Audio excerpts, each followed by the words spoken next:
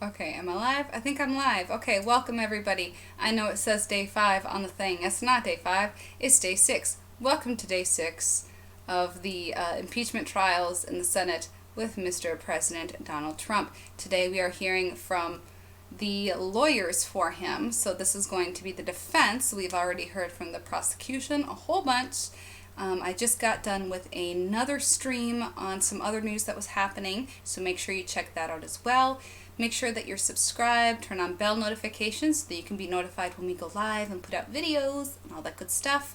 You can check out our website, growtheinfo.com, for press releases and other information, and follow us on Twitter and Instagram. At growtheinfo is our handle. And they are about to start here in like 2 seconds.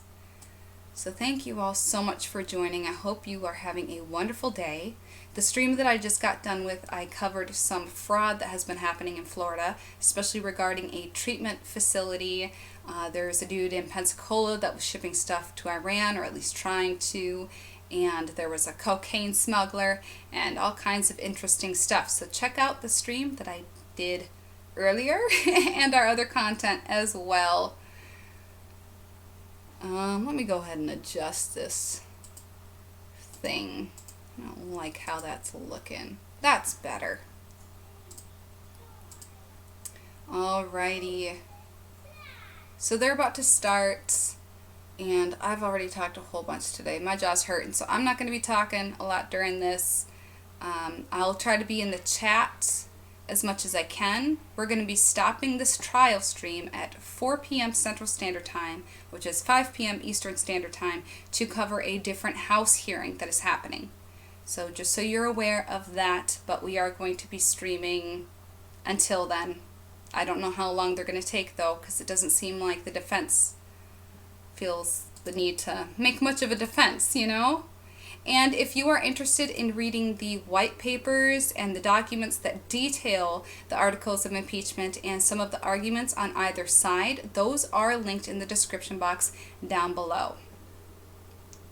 So make sure you check that out. Oh, I guess I didn't need to be in too much of a rush because now they're taking their time. That's the government for you. We gotta rush for them and then they take their time.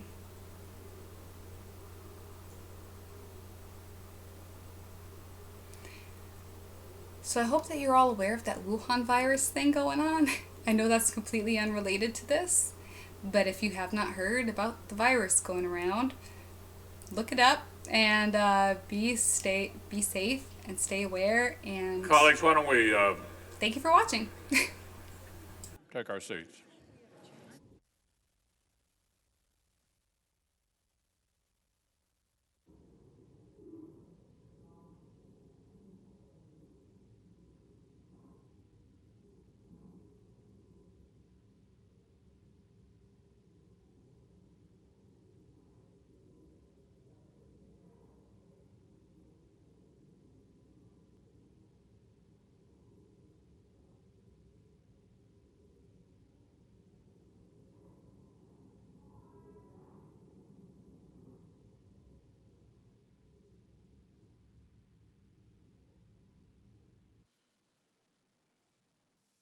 The Senate will convene as a court of impeachment. The chaplain will lead us in prayer.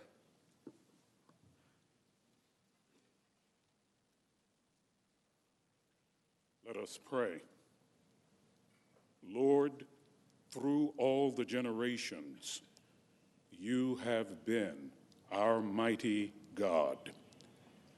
As millions mourn the deaths of Kobe and Gianna Bryant and those who died with them, we think about life's brevity, uncertainty, and legacy.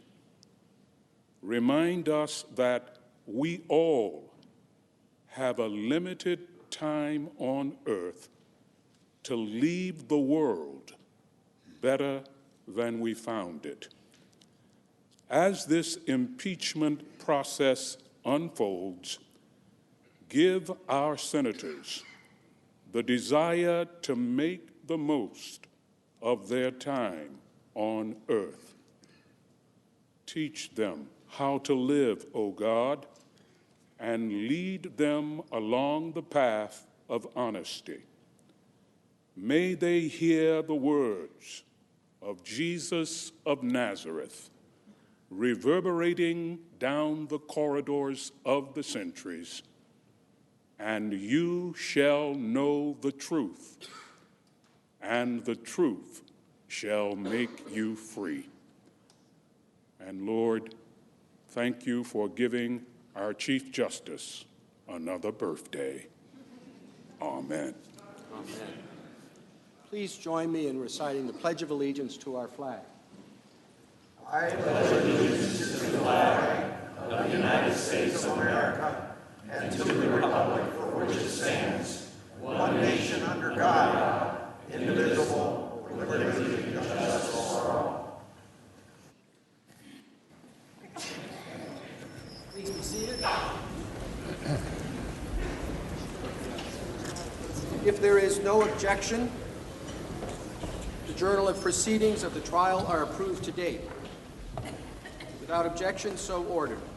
The Sergeant-at-Arms will make the proclamation. Hear ye, hear ye, hear ye. All persons are commanded to keep silent on pain of imprisonment while the Senate of the United States is sitting for the trial of the articles of impeachment exhibited by the House of Representatives against Donald John Trump, President of the United States. Mr. Chief Justice, The Majority Leader is recognized. as the chaplain has indicated, on behalf of all of us, a happy birthday. I'm sure this is exactly how you had planned to celebrate the day. Well, thank you very much for those kind wishes, and thank you to all the senators for not asking for the yeas and nays. And for the information of all senators, we should expect a break every 2 or 3 hours, and then at 6 o'clock, a break for dinner. And with that, Mr. Chief Justice, I yield the floor. Pursuant to the provisions of Senate Resolution 483, the Counsel for the President have 22 hours and 5 minutes remaining to make the presentation of their case. The Senate will now hear you. Mr. Sekulow. Thank you, Mr. Chief Justice, members of the Senate, managers.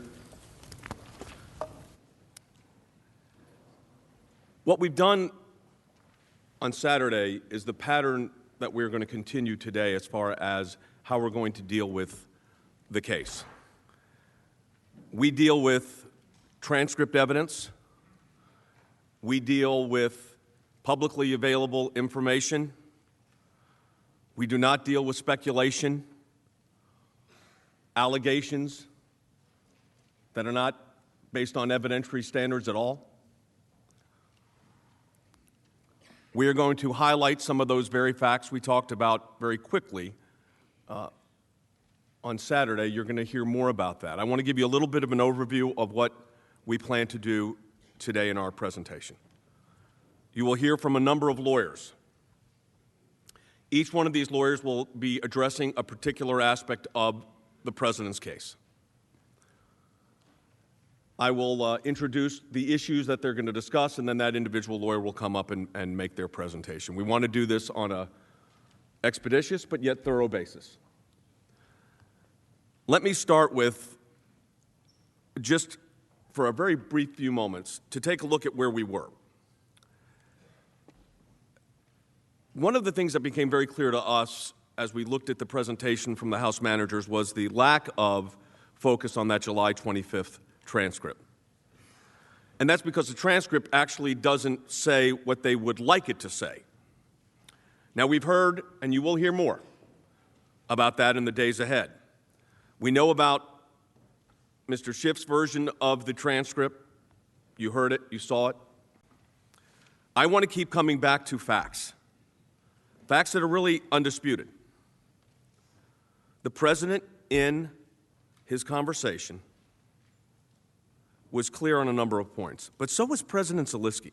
I mentioned that at the close of my arguments earlier, that it was President Zelensky that said, no pressure. I didn't feel any pressure. And again, as this kind of reading of minds of what people were saying, I think we need to look at what they actually said and how it's backed up. It is our position as the President's counsel that the President was at all time acting under his constitutional authority, under his legal authority, in our national interest, and pursuant to his oath of office. Asking a foreign leader to get to the bottom of issues of corruption is not a violation of an oath. It was interesting because there was a lot of discussion the other day about Lieutenant Colonel Vindman, and one of the things that we reiterate is that he himself said he did not know if there was anything of crime or anything of that nature. He had deep policy concerns, and I think that is what this is really about, is deep policy concerns, deep policy differences.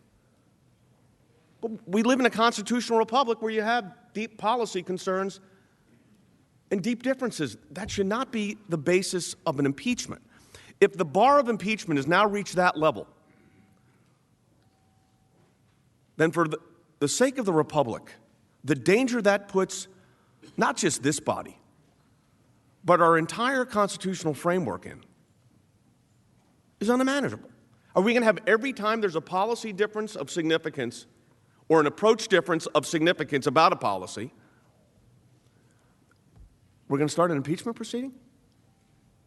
But as I said earlier, I don't really think this was about just a phone call. There was a pattern in practice of attempts over a 3-year period to not only interfere with the President's capability to govern, which, by the way, they were completely unsuccessful at. Just look at the state of where we are as a country. But also interfere with our constitutional framework. I'm going to say this, because I want to be brief. We are going to have a series of lawyers address you. So it will not be one lawyer for hours and hours. We're going to have a series of lawyers address you on a variety of issues. This is how we envision the President's defense going. We thought it would be appropriate to start with an overview, if you will, of some of the significant historical issues and constitutional issues involving impeachment proceedings, since we don't have a long history of that, and I think that's good for the country that we don't. And I think we would all agree. But if this becomes the new standard, the future is going to look a lot different. So we're going to hear next from my co-counsel, Judge Kenneth Starr.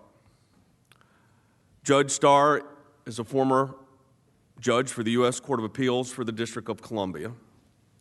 He served as the 39th Solicitor General of the United States, arguing cases before the Supreme Court of the United States on behalf of the United States. I had the privilege of arguing a case alongside Judge Starr. We were talking about it earlier, many years ago. He also served as the independent counsel during the Clinton presidency and authored the Starr Report. He testified for almost 12 hours before the Judiciary Committee with regard to that report. Judge Starr is very familiar with this process.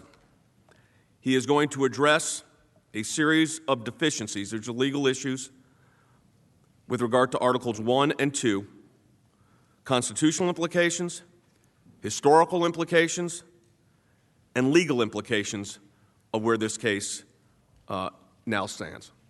So I would like to yield my time right now to, if it would please, Chief Justice Kenneth Starr.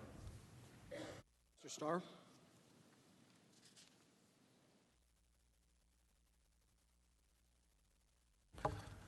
Thank you, Mr. Chief Justice, House managers, and staff, members of the Senate, the Majority Leader, and the Minority Leader. At the beginning of these proceedings on January 16, the Chief Justice administered the oath of office to the members of this body, and then again on Tuesday. In doing so, the Chief Justice was honoring the words of our Constitution, Article 1, Section 3. We all know the first sentence of that article by heart. The Senate shall have the sole power to try all impeachments. But then the constitutional text goes on to say this: when sitting for that purpose, they shall be on earth oath or affirmation. That oath or affirmation in turn requires each member of the Senate to do impartial justice. Now, this constitutionally administered oath or affirmation has been given in every proceeding in this body since 1798.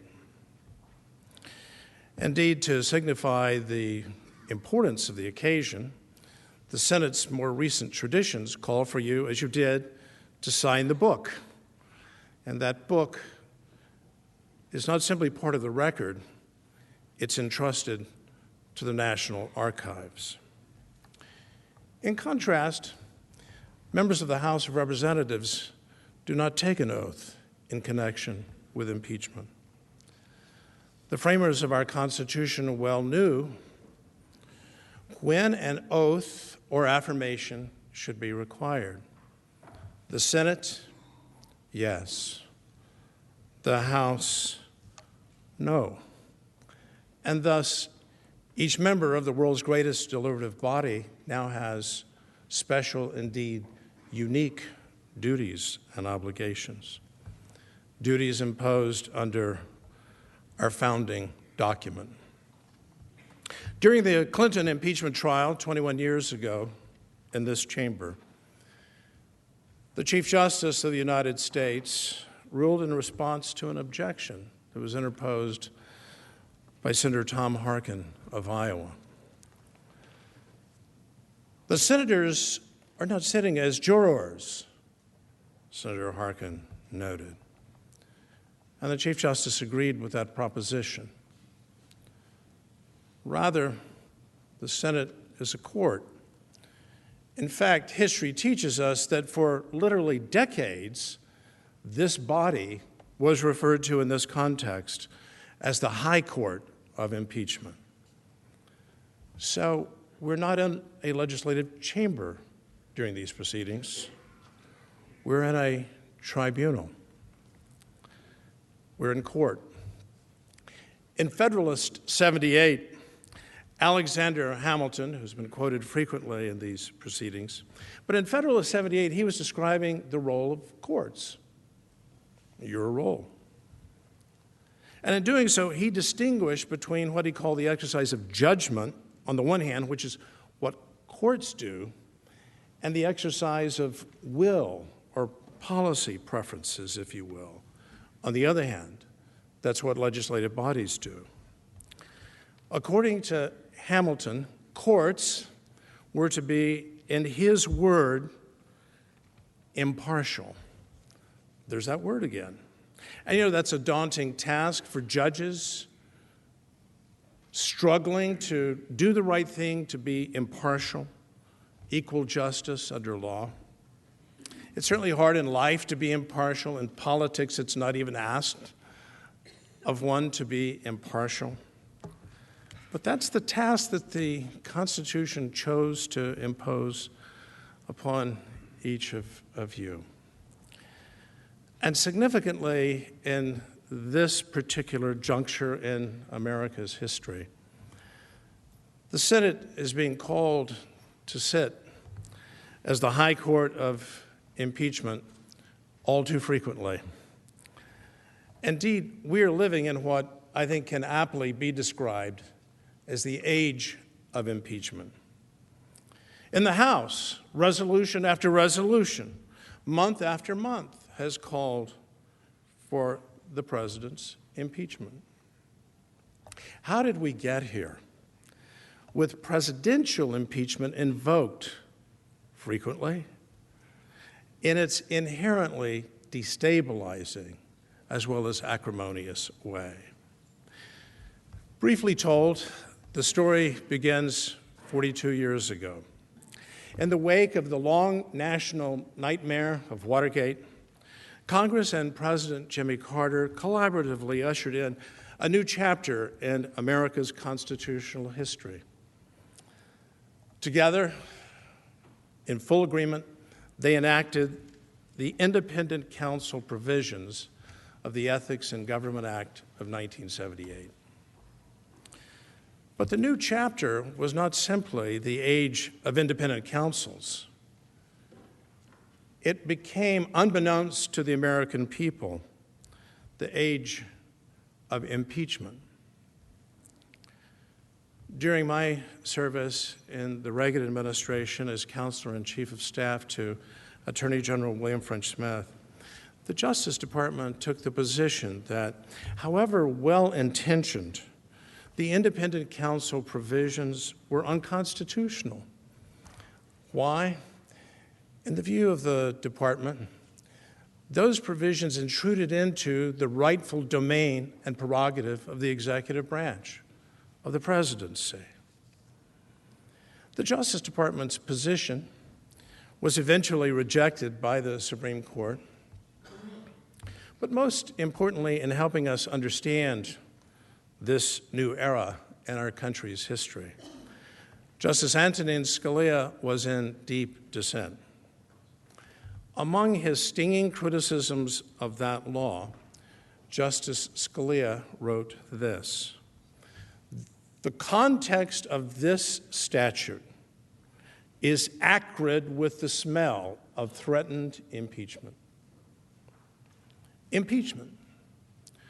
Justice Scalia echoed the criticism of the court in which I was serving at the time, the District of Columbia Circuit, which had actually struck down the law as unconstitutional, and a very impressive opinion by renowned Judge Lawrence Silberman. Why? Why would Justice Scalia refer to impeachment? This was a reform measure. There would be no more Saturday night massacres, the firing of Special Prosecutor, as he was called, Archibald Cox, by President Nixon. Government would now be better, more honest, greater accountability, and the independent counsel would be protected. But the word impeachment haunts that dissenting opinion, and it's not hard to discover why. Because the statute, by its terms, expressly directed the independent counsel to become, in effect, an agent of the House of Representatives. And to what end? To report to the House of Representatives when a very low threshold of information was received that an impeachable offense left undefined may have been committed. To paraphrase President Clinton's very able counsel at the time, Bernie Nussbaum, this statute is a dagger aimed at the heart of the presidency. President Clinton nonetheless signed the reauthorized measure into law, and the nation then went through the long process known as Whitewater, resulting in the findings by the office which I led, the Office of Independent Counsel, in a written report to the House of Representatives. That referral to Congress was stipulated in the Ethics in Government Act of 1978. To put it mildly, Democrats were very upset about what had happened. They then joined Republicans across the aisle, who, for their part, had been outraged by an earlier independent counsel investigation, that of a very distinguished former judge, Lawrence Walsh. During the Reagan administration, Judge Walsh's investigation of what became known to the country as Iran-Contra spawned enormous criticism on the Republican side of the aisle, both as to the investigation itself, but also as to the statute. the acrimony surrounding Iran-Contra, and then the impeachment and the trial, and President Clinton's acquittal by this body led inexorably to the end of the independent counsel era. Enough was enough. And living through that wildly controversial 21-year bold experiment with the independent counsel statute, Congress, in a bipartisan way, had a change of heart.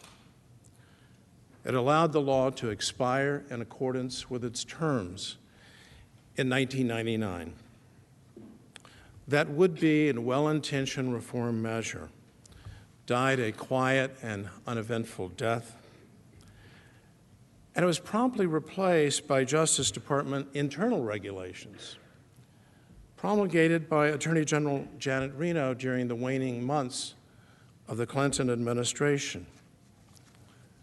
One can review those regulations and see no reference to impeachment. None. No longer were the poison pill provisions of presidential impeachment part of America's legal landscape. They were gone. The Reno regulations seemed to signal a return to traditional norms. Impeachment would no longer be embedded in the actual laws of the land, but returned to the language of the Constitution. But in the meantime, America's constitutional DNA and its political culture had changed. Even with the dawn of the new century, the 21st century, impeachment remained on the lips of countless Americans and echoed frequently in the people's house. The impeachment habit proved to be hard to kick. Ironically, while this was happening here at home, across the Atlantic, the use of impeachment as a weapon disappeared. In the United Kingdom, from which, of course, we inherited the process, impeachment was first used more than 2 centuries before those first settlers crossed the Atlantic. But upon thoughtful examination, a number of modern-day parliamentary committees looked and found impeachment to be obsolete. Among other criticisms, members of Parliament came to the view that the practice, which had last been attempted in Britain in 1868,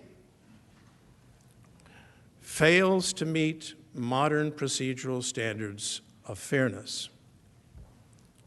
Fairness. As Sir William Mackay recently remarked, impeachment in Britain is dead. Yet here at home, in the world's longest-standing constitutional republic, instead of a once-in-a-century phenomenon, which it had been, presidential impeachment has become a weapon to be wielded against one's political opponent. In her thoughtful Wall Street Journal op-ed a week ago Saturday, Peggy Noonan wrote this: impeachment has now been normalized. It won't be a once-in-a-generation act, but an every administration act. Democrats will regret it when Republicans are handing out the pens of the signing ceremony. When we look back down the corridors of time, we see that for almost our first century as a constitutional republic, the sword of presidential impeachment remained sheathed. Had there been controversial presidents? Oh, yes, indeed. Think of John Adams and the Alien and Sedition Acts. Think of Andrew Jackson and Henry Clay. Were partisan passions occasionally inflamed during that first century? Of course. Unless there be any doubt, the early Congresses full well knew how to summon impeachment to the fore, including against a member of this body, Senator William Blount of Tennessee. During the Jefferson administration, the unsuccessful impeachment of Justice Samuel Chase, a surly and partial jurist who was nonetheless acquitted by this chamber, became an early landmark in maintaining the treasured independence of our federal judiciary. It took the national convulsion of the Civil War, the assassination of Mr. Lincoln, and the counter-Reconstruction measures aggressively pursued by Mr. Lincoln's successor, Andrew Johnson, to bring about the nation's very first presidential impeachment. Famously, of course, your predecessors in this high court of impeachment acquitted the unpopular and controversial Johnson, but only by virtue of senators from the party of Lincoln breaking ranks. It was over a century later that the nation returned to the tumultuous world of presidential impeachment, necessitated by the rank criminality of the Nixon administration. In light of the rapidly unfolding facts, including uncovered by the Senate Select Committee, and an overwhelmingly bipartisan vote of 410 to 4, the House of Representatives authorized an impeachment inquiry. And in 1974, the House Judiciary Committee, after lengthy hearings, voted again in a bipartisan manner to impeach the President of the United States. Importantly, President Nixon's own party was slowly but inexorably moving toward favoring the removal of their chosen leader from the nation's highest office, who had just won re-election by a landslide. It bears emphasis before this high court. This was the first presidential impeachment in over 100 years. It also bears emphasis. It was powerfully bipartisan. And it wasn't just the vote to authorize the impeachment inquiry. Indeed, the House Judiciary Chair, Peter Rodino of New Jersey, was insistent that to be accepted by the American people, the process had to be bipartisan. Like war, impeachment is hell, or at least presidential impeachment is hell. Those of us who lived through the Clinton impeachment, including members of this body, full well understand that a presidential impeachment is tantamount to domestic war, albeit thankfully protected by our beloved First Amendment, a war of words and a war of ideas. But it's filled with acrimony and it divides the country like nothing else. Those of us who lived through the Clinton impeachment understand that in a deep and personal way. Now, in contrast, wisely and judiciously conducted, unlike the United Kingdom, impeachment remains a vital and appropriate tool in our country to serve as a check with respect to the federal judiciary. After all, in the Constitution's brilliant structural design, federal judges know, as this body full well knows from its daily work, a pivotally important feature: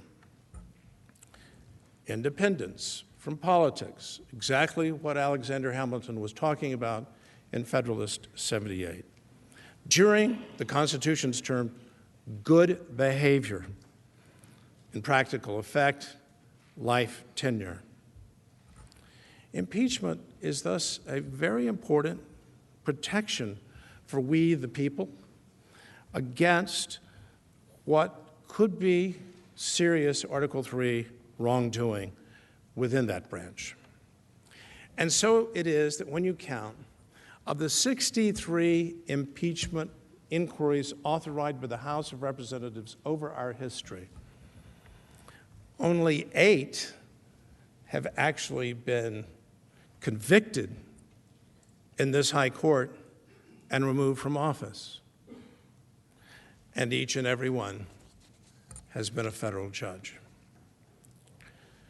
This history leads me to reflect on the nature of your weighty responsibilities here in this high court as judges in the context of presidential impeachment. The 4th presidential impeachment, I'm counting the Nixon proceedings, and our nation's history, but the 3rd over the past half century. And I respectfully submit that the Senate, in its wisdom, would do well in its deliberations to guide the nation in this world's greatest deliberative body to return to our country's traditions when presidential impeachment was truly a measure of last resort. Members of this body can help, and in this very proceeding, restore our constitutional and historical traditions. Above all, by returning to the text of the Constitution itself. It can do so by its example here in these proceedings, in weaving the tapestry of what can rightly be called the common law of presidential impeachment. That's what courts do. They weave the common law. There are indications within the constitutional text, I'll come to our history, that this fundamental question is appropriate to be asked. You're familiar with the arguments. Was there a crime or other violation of established law alleged? So let's turn to the text. Throughout the Constitution's description of impeachment, the text speaks always, without exception, in terms of crimes. It begins, of course, with treason, the greatest of crimes against the state and against we the people, but so misused as a bludgeon in parliamentary experiences to lead the founders to actually define the term in the Constitution itself. Bribery, an iniquitous form of moral and legal corruption, and the basis of so many of the 63 impeachment proceedings over the course of our history. Again, almost all of them against judges. And then the mysterious terms, other high crimes and misdemeanors. Once again, the language is employing the language of crimes. The Constitution is speaking to us in terms of crimes. Each of those references, when you count them, count 7, count 8, supports the conclusion that impeachments should be evaluated in terms of offenses against established law. But especially with respect to the presidency, where the Constitution requires the Chief Justice of the United States, and not a political officer, no matter how honest, no matter how impartial, to preside at trial. Guided by history, the framers made a deliberate and wise choice to cabin, to constrain, to limit the power of impeachment. And so it was on the very eve of the impeachment of President Andrew Johnson. The eminent scholar and dean of the Columbia Law School, Theodore Dwight, wrote this: "The weight of authority is that no impeachment will lie except for a true crime, a breach of the law which would be the subject of indictment." I'm not making that argument. I'm noting what he is saying. He didn't over-argue the case. He said the weight of authority the weight of authority. And so this issue is a weighty one. Has the House of Representatives, with all due respect, in these two articles of impeachment, charged a crime or violation of established law or not? This is, I don't want to over-argue, an appropriate and weighty consideration for the Senate. But especially, as I'm trying to emphasize, in the case not of a federal judge, but of the president. Courts consider prudential factors, and there is a huge prudential factor that this trial is occurring in an election year when we, the people, in a matter of months, will go to the polls. In developing the common law of presidential impeachment, this threshold factor, consistent with the constitutional text, consistent with the nation's history in presidential impeachments, as I'll seek to demonstrate, serves as a clarifying and stabilizing element. It increases predictability. To do what?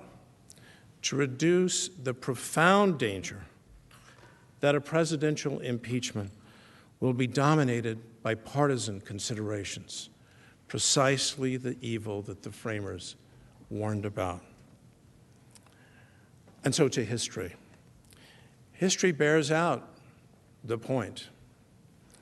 The nation's most recent experience, the Clinton impeachment, even though severely and roundly criticized, charged crimes. These are crimes proven in the crucible of the House of Representatives debate beyond any reasonable observer's doubt. So too the Nixon impeachment. The articles charged crimes. What about Article 2 in Nixon, which is sometimes referred to as abuse of power? Was that the abuse of power article? The precursor to Article 1 that is before this court? Not at all. When one returns to Article 2 in Nixon, approved by a bipartisan House Judiciary Committee, Article 2 of Nixon sets forth a deeply troubling story of numerous crimes, not one, not two, numerous crimes carried out at the direction of the president himself. And so the appropriate question: were crimes alleged in the articles in the common law of presidential impeachment? In Nixon, yes. In Clinton, yes. Here, no.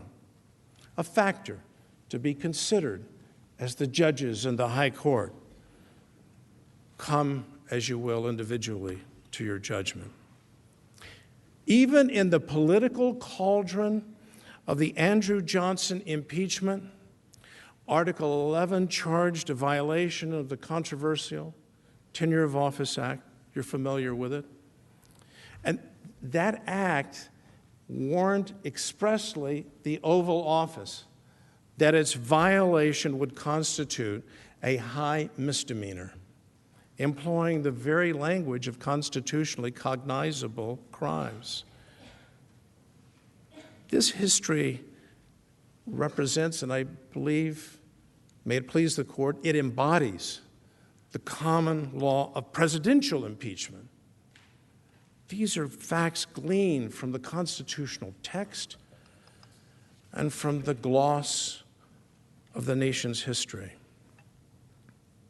And under this view, the commission of an alleged crime or violation of established law can appropriately be considered, again, a weighty and an important consideration, an element of an historically supportable presidential impeachment. Will law professors agree with this? No.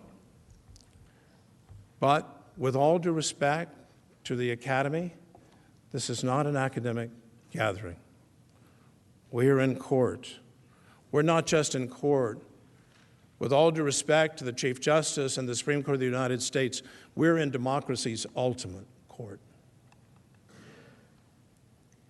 And the better constitutional answer to the question is provided by a rigorous and faithful examination of the constitutional text, and then looking faithfully and respectfully to our history.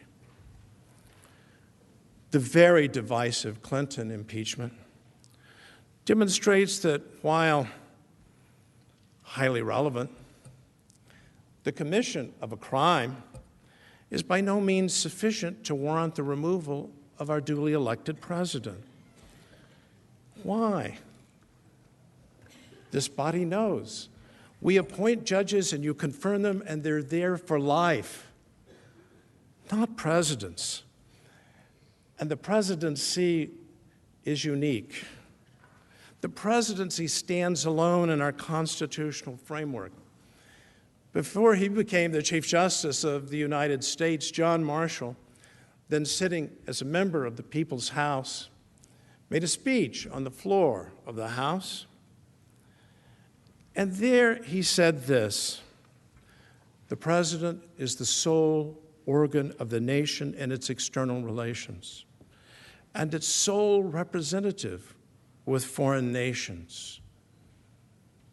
If that sounds like hyperbole, it has been embraced over decades by the Supreme Court of the United States, by justices appointed by many different presidents.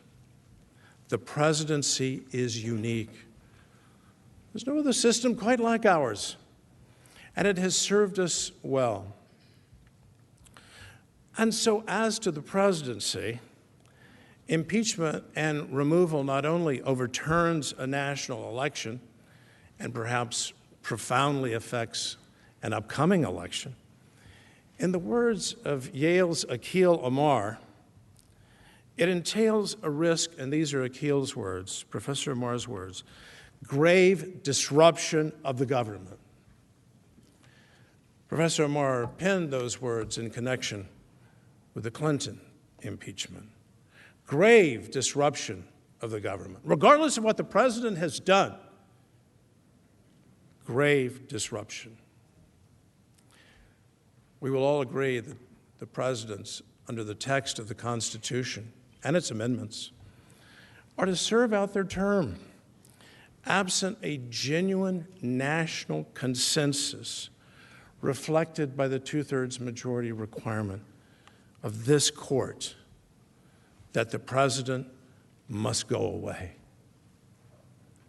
Two-thirds. In politics and in impeachment, that's called a landslide. Here, I respectfully submit to the court that all fair-minded persons will surely agree there is no national consensus. We might wish for one, but there isn't. To the contrary, for the first time in America's modern history, not a single House member of the president's party supported either of the two articles of impeachment. Not one. Not in committee, not on the House floor. And that pivotal fact puts in bold relief the Peter Rodino principle. Call it the Rodino rule. Impeachment must be bipartisan in nature. Again, sitting as a court, this body should signal to the nation the return to our traditions, bipartisan impeachments. What's the alternative? Will the president be king? Do oversight. The tradition of oversight. An enormous check on presidential power throughout our history, and it continues available today. In Iran-Contra, no impeachment was undertaken. The Speaker of the House, a Democrat, Jim Wright, from Texas, from Fort Worth, where the West begins, knew better. He said no. But as befits the age of impeachment, a House resolution to impeach President Ronald Reagan was introduced. It was filed. And the effort to impeach President Reagan was supported by a leading law professor whose name you would well recognize, and you will hear it again this evening from Professor Dershowitz. I'll leave it to him to identify the learned professor. But the Speaker of the People's House, echoing Peter Rodino, said no. So I respectfully submit that the Senate should close this chapter, this idiosyncratic chapter, on this increasingly disruptive act, this era, this age of resort to the Constitution's ultimate democratic weapon for the presidency. Let the people decide. There was a great justice who sat for 30 years, Justice John Harlan, in the mid-century of the 20th century. And in a lawsuit involving a very basic question, can citizens whose rights have clearly been violated by federal law enforcement agencies and agents bring an action for damages when Congress has not so provided? No law that gave the wounded citizen a right to redress through damages. And Justice Harlan, in a magnificent concurring opinion in Bivens versus 6 unnamed federal agents, suggested that courts, here you are, should take into consideration in reaching its judgment, their judgment, what he called factors counseling restraint. He was somewhat reluctant to say that we, the Supreme Court, should grant this right, that we should create it when Congress hasn't acted, and Congress could have acted, but it hadn't.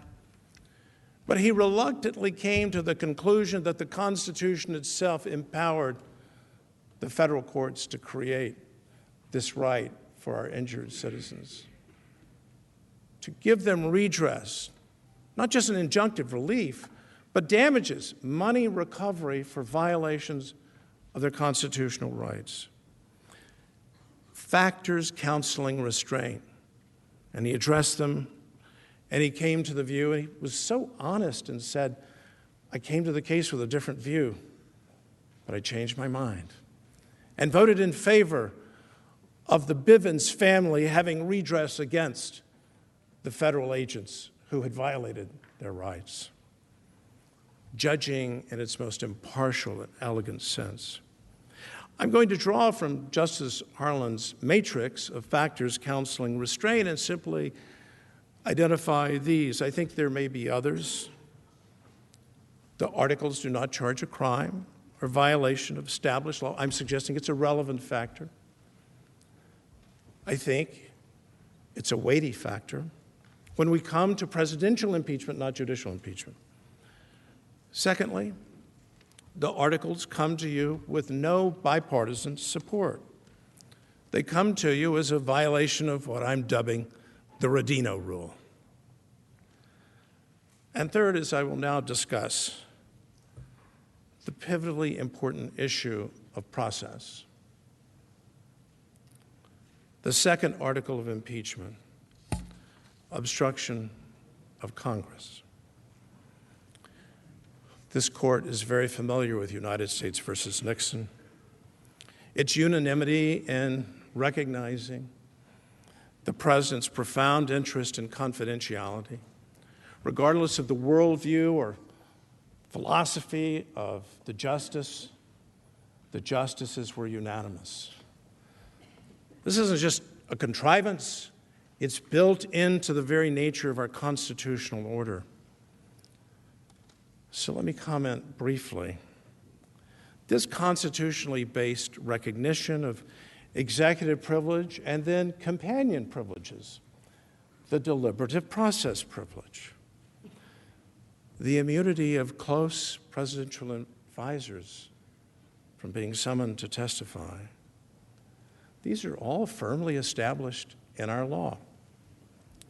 If there is a dispute between the People's House and the President of the United States over the availability of documents or witnesses, and there is in each and every administration, then go to court. It really is as simple as that. I don't need to belabor the point.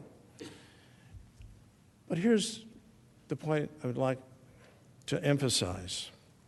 Frequently, the Justice Department advises the President of the United States that the protection of the presidency calls whatever the President might want to do as a political matter, as an accommodation and a spirit of comity, to protect privileged conversations and communications. I've heard it in my 2 tours of duty at the Justice Department. Don't release the documents, Mr. President. If you do, you're injuring the presidency. Go to court. We've heard concerns about the length of time that the litigation might take. Those of us who've litigated know that sometimes litigation does take longer than we would like. Justice delayed is justice denied. We would all agree with that. But our history, Churchill's maxim, study history, our history tells us that's not necessarily so. Take by way of example the Pentagon Papers case. Orders issued preventing and sanctioning a gross violation of the First Amendment's guarantee of freedom of the press. An order issued out of the district court June the 15th, 1971. That order was reversed in an opinion by the Supreme Court of the United States 2 weeks later. June the 15th. The House of Representatives could have followed that well-trodden path. It could have sought expedition. The E. Barrett Prettyman Courthouse is 6 blocks down. The judges are there. They're all very able. They're hardworking, people of integrity. Follow the path. Follow the path of the law. Go to court. There would have been at least one problem had the House seen fit to go to court and remain in court. The issue is before you.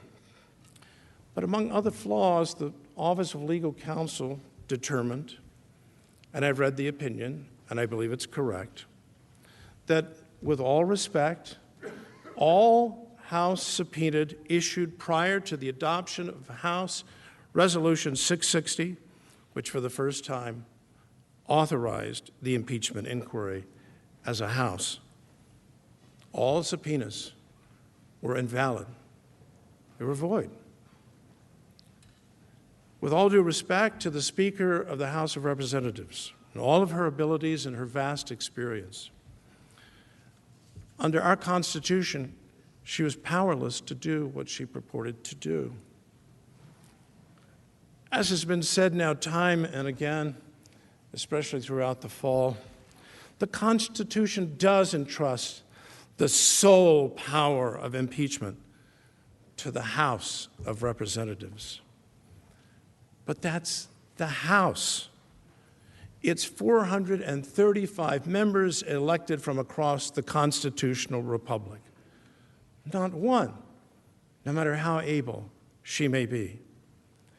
In the People's House, every congressperson gets a vote.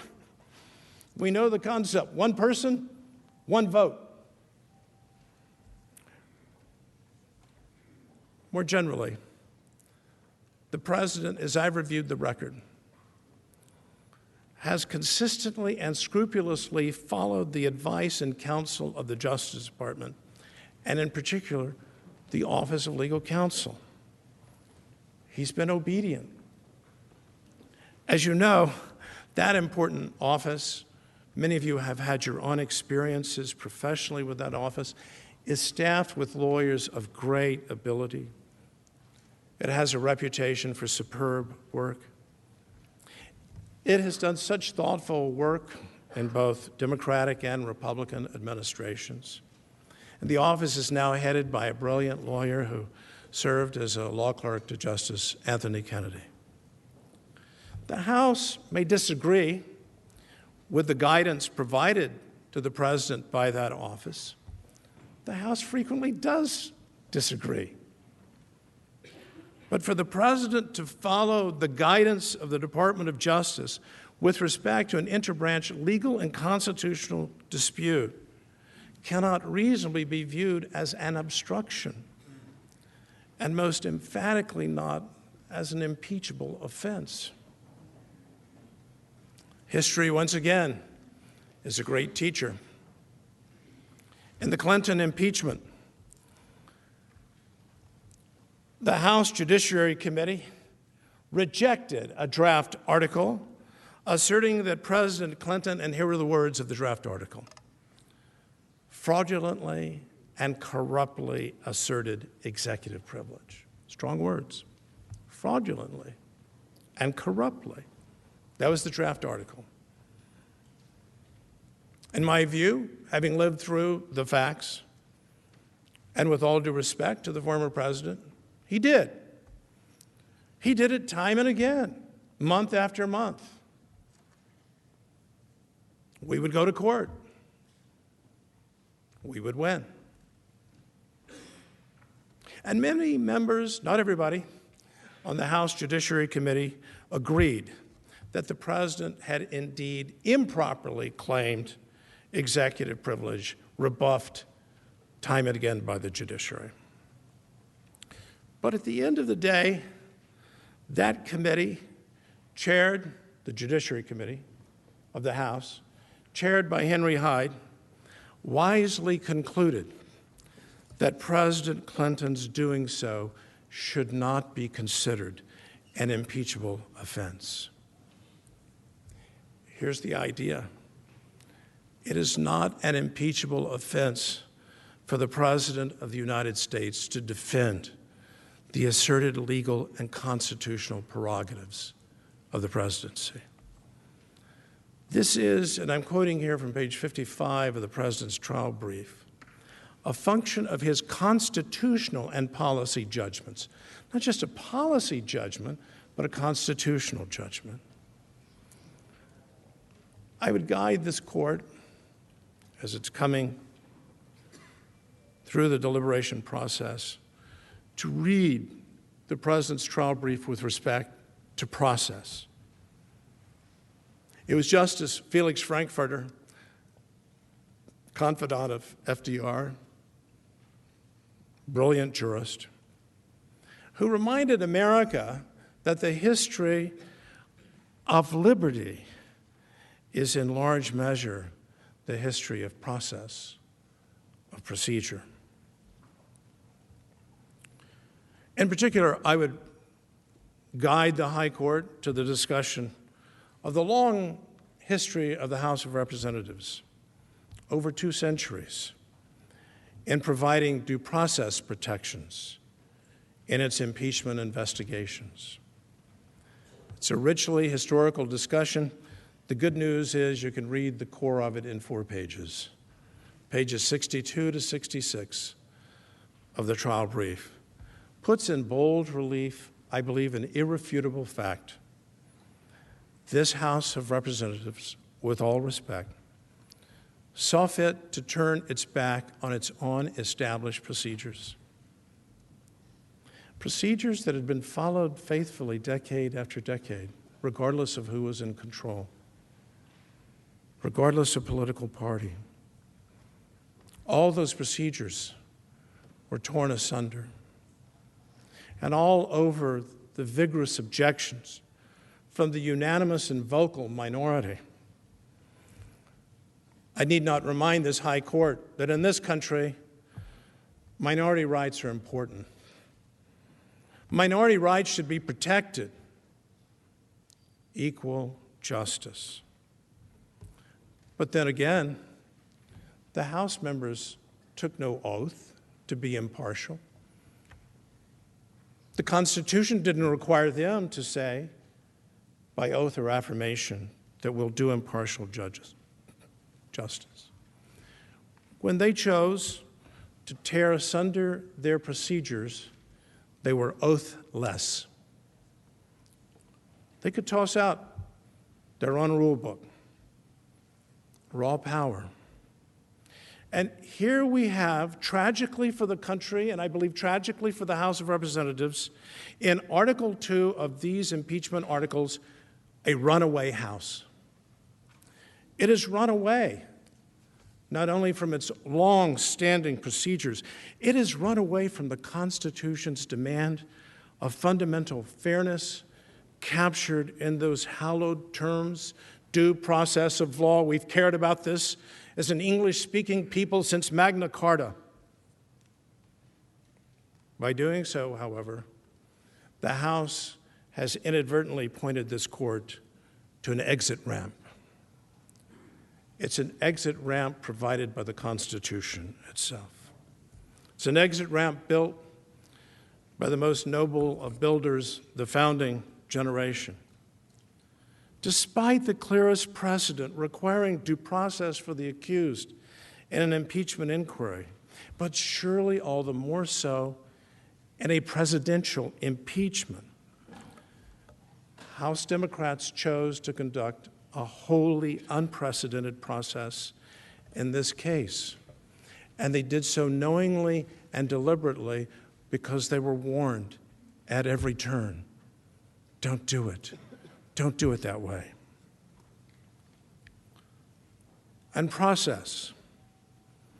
The president being denied the basic rights that have been afforded to every single accused president in the history of the Republic, even to the racist Andrew Johnson, seeking to undo Mr. Lincoln's great legacy. He got those rights, but not here. Due process could have been honored. Basic rights could have been honored. The House rules, the House's traditions could have been honored. But what's done is done. These two articles come before this court, this high court of impeachment, dripping with fundamental process violations. When courts, and you're the court, are confronted with this kind of phenomenon, a train of fairness violations, courts in this country do the right thing.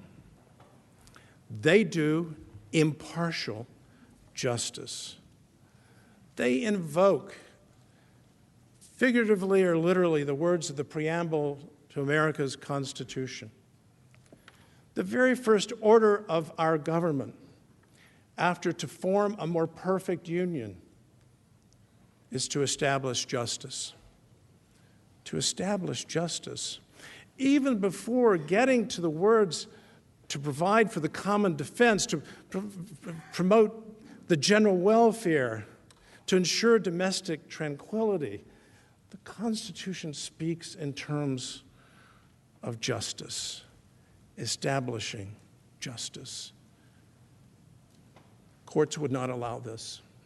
They would not allow this because why?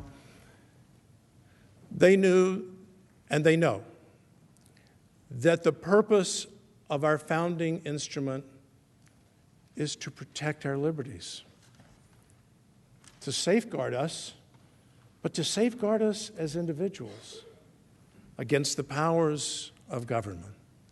And why? In the benedictory words of the preamble,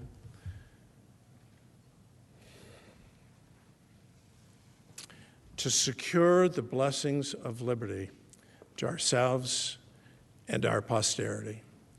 Liberty under law. I thank the court.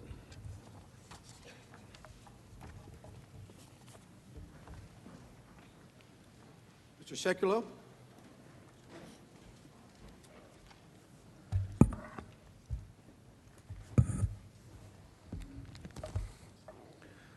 Mr. Chief Justice, members of the Senate, House managers, Judge Starr laid out before you the solemn nature of these proceedings.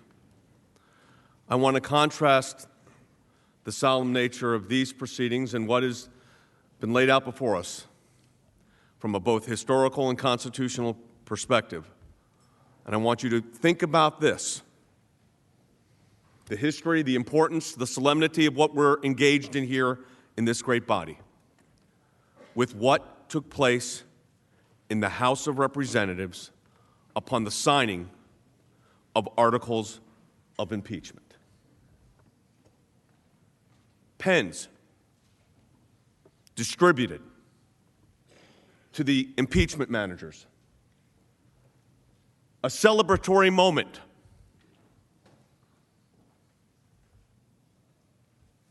Think about that.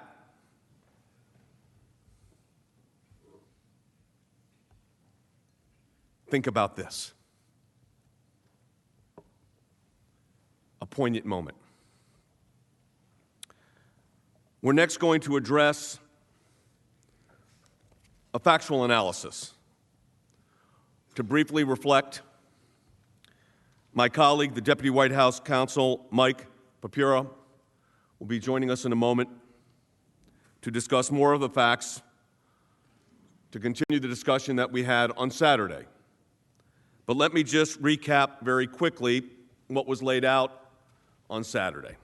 First, the transcript shows that the President did not condition either security assistance or a meeting on anything.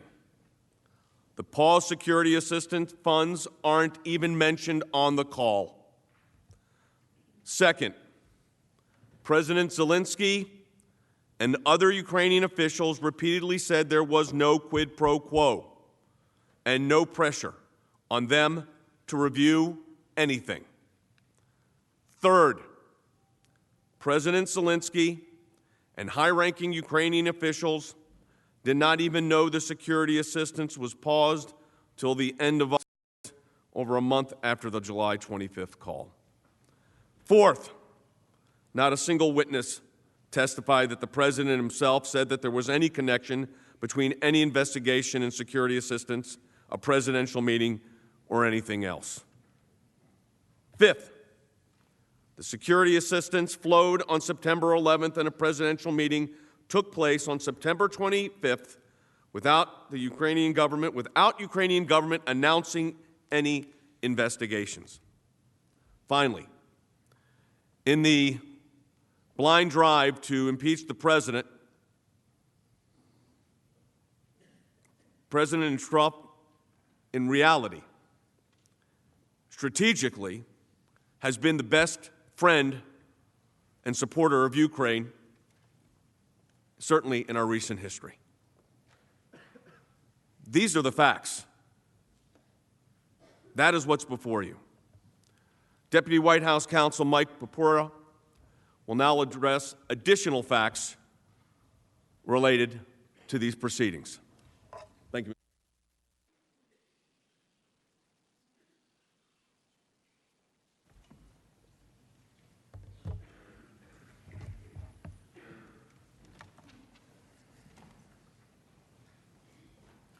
Mr. Chief Justice, members of the Senate, good afternoon. Mr. Leader, I believe that we will be ready to take a break at the conclusion of my remarks if it meets with your approval. On Saturday, we walked through some of the evidence that the House managers put forward and didn't put forward during their 21-plus hours of presentation.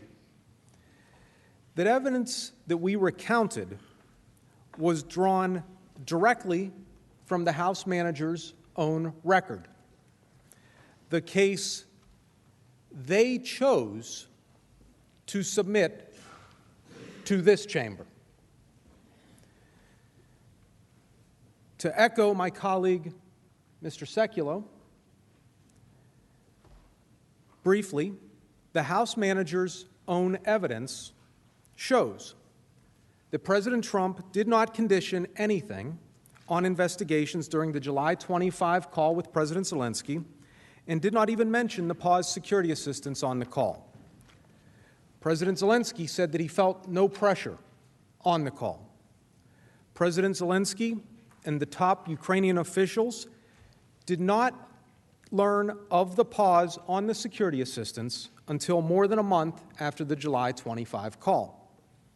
And the House manager's own record, their record that they developed and brought before this chamber, reflects that anyone who spoke with the president said that the president made clear that there was no linkage between security assistance and investigations. There's another category of evidence demonstrating that the pause on security assistance was distinct and unrelated to investigations.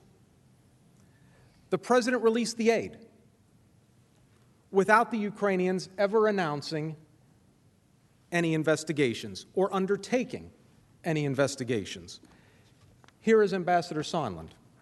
And the fact is, the aid was given to Ukraine without any announcement of new investigations. That's correct. And President Trump did, in fact, meet with President Zelensky in September at the United Nations, correct? He did. And there was no announcement of investigations before this meeting? Correct. And there was no announcement of investigations after this meeting? That's right. So while the security assistance was paused, the administration did precisely what you would expect. It addressed President Trump's concerns about the two issues that I mentioned on Saturday: burden sharing and corruption. A number of law and policy makers also contacted the president and the White House to provide input on the security assistance issue during this period, including Senator Lindsey Graham. The process culminated on September 11, 2019. On that day, the president spoke with Vice President Pence and Senator Rob Portman. The vice president, in NSC Senior Director Tim Morrison's words, was armed with his conversation with President Zelensky from their meeting just days earlier in Warsaw, Poland, and both the vice president and Senator Portman related their view of the importance of the assistance to Ukraine and convinced the president that the aid should be dispersed immediately. After the meeting, President Trump terminated the pause and the support flowed to Ukraine. I want to take a step back now and talk for a moment about why the security assistance was briefly paused. Again, in the words of the House manager's own witnesses. Witness after witness testified that confronting Ukrainian corruption should be at the forefront of United States foreign policy toward Ukraine. They also testified that the president had long-standing and sincere concerns about corruption in Ukraine. The House managers, however, told you that it was laughable to think that the president cared about corruption in Ukraine. But that's not what the witnesses said.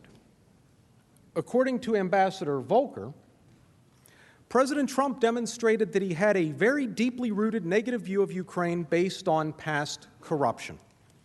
And that's a reasonable position, according to Ambassador Volker.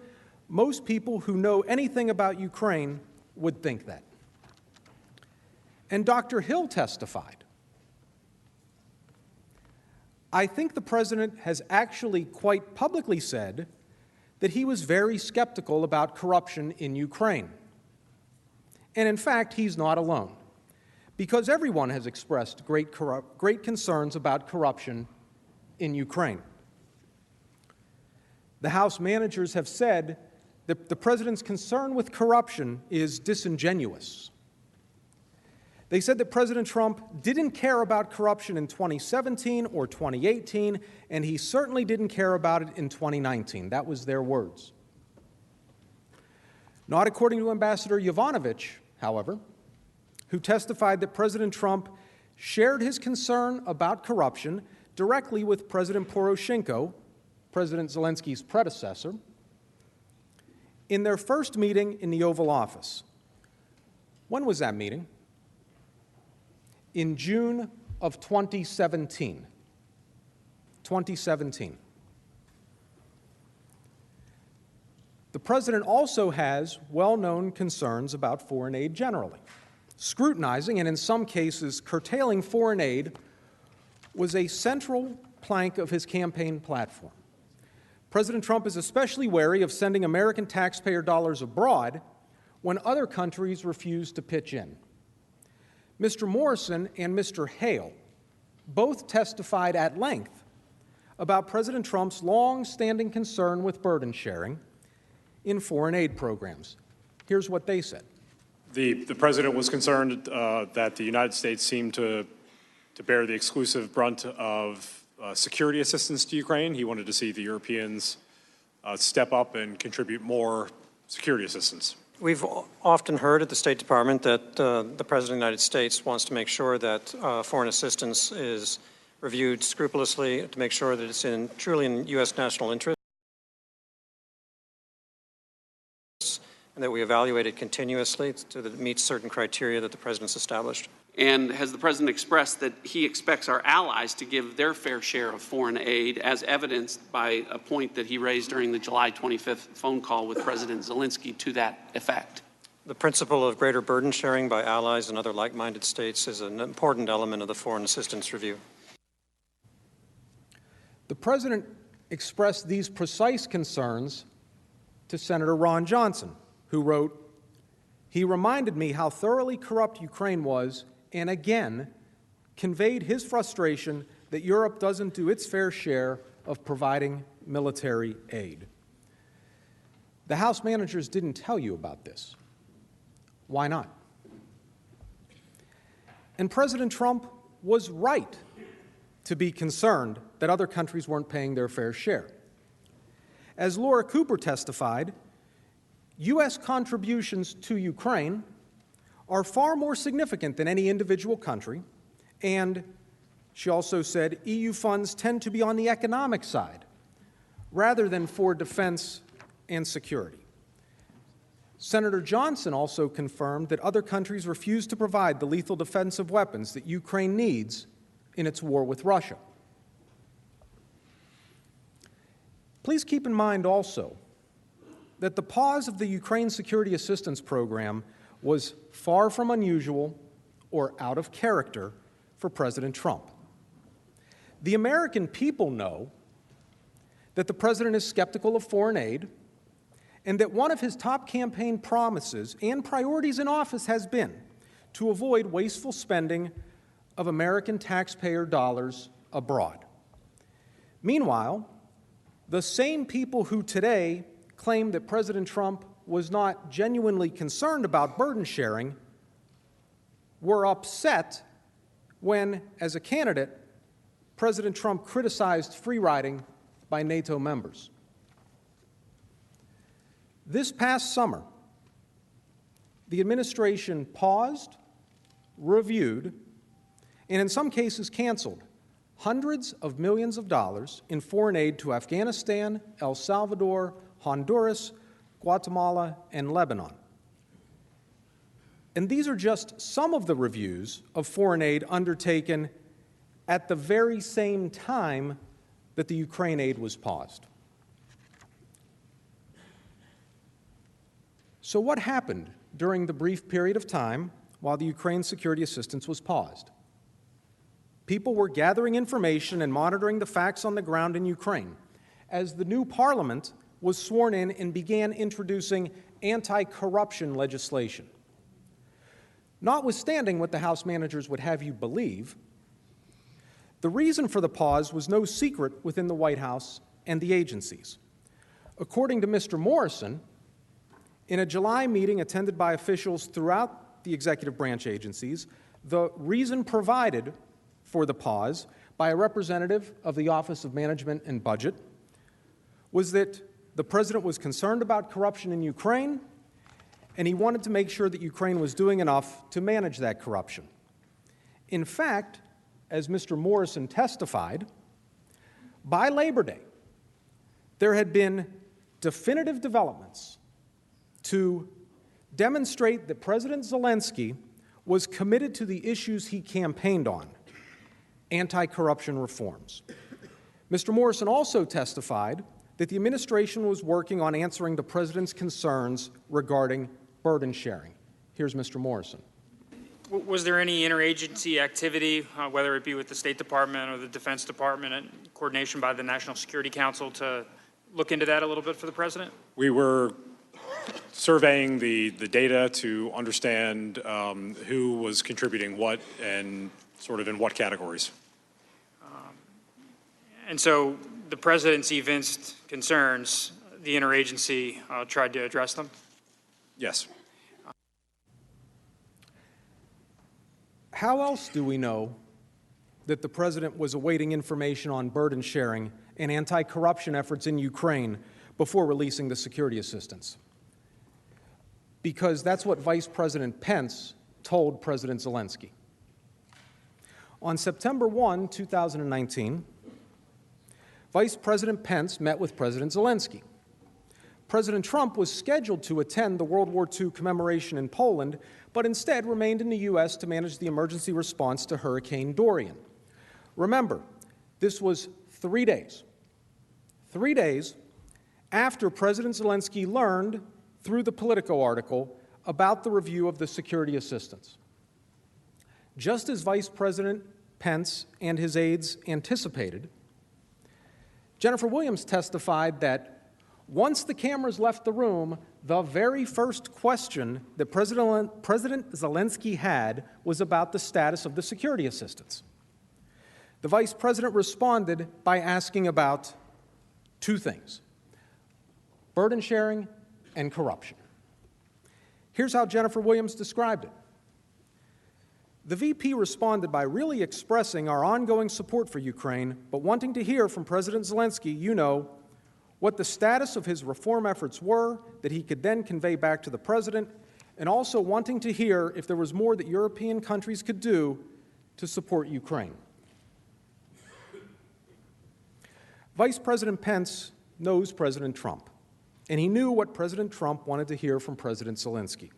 The vice president was echoing the president's two recurring themes: corruption and burden sharing.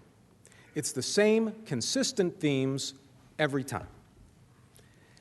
Ambassador Taylor received a similar readout of the meeting between the vice president and President Zelensky, including the vice president's focus on corruption and burden sharing. Here's Ambassador Taylor.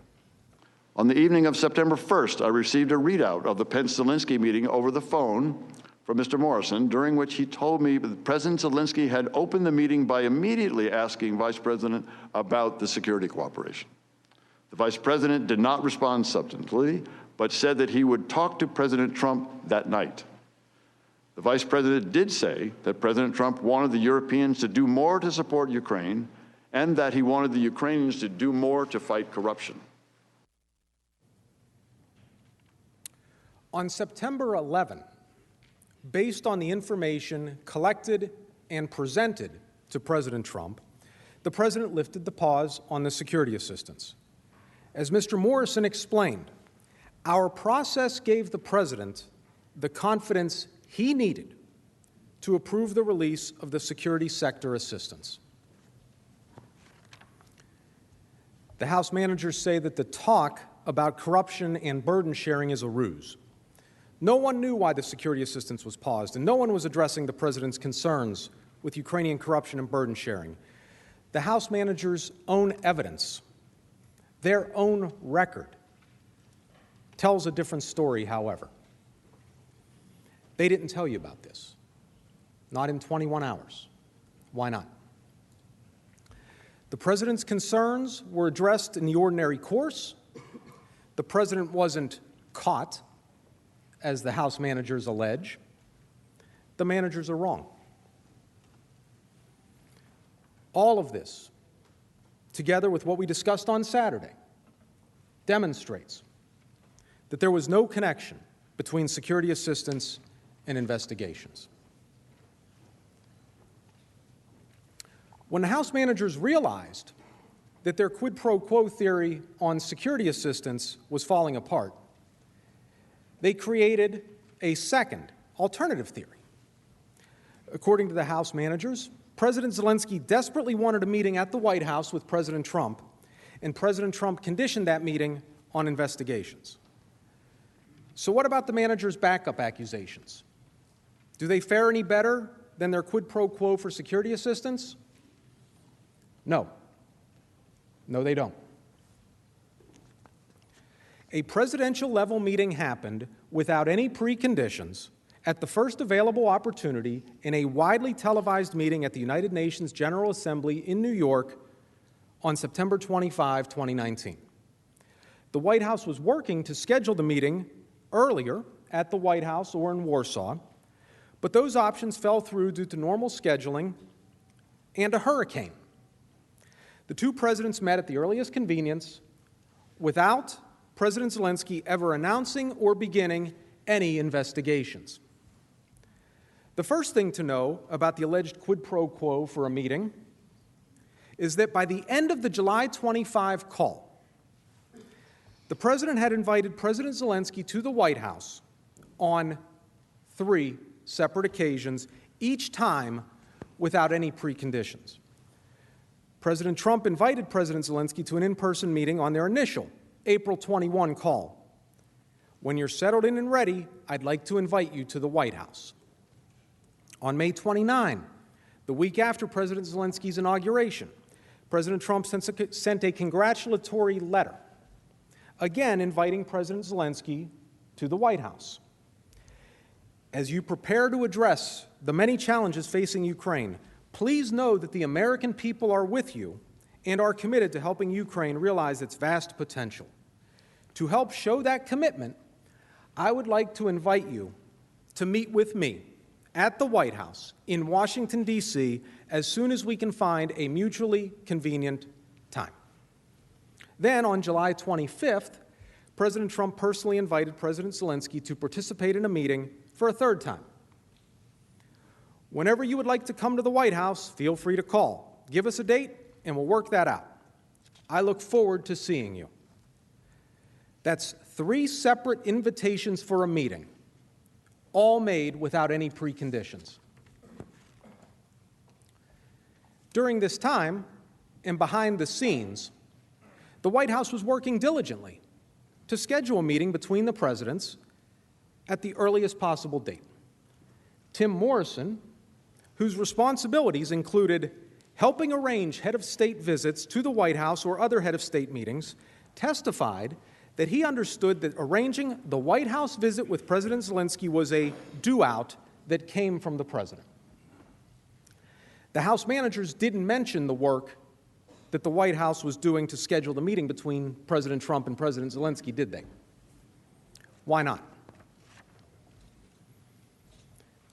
Scheduling a presidential meeting takes time.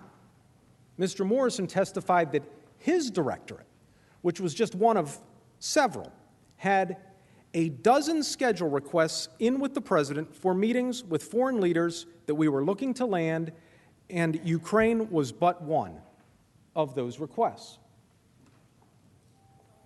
Due to both presidents' busy schedules, according to Mr. Morrison, it became clear that the earliest opportunity for the two presidents to meet would be in Warsaw at the beginning of September.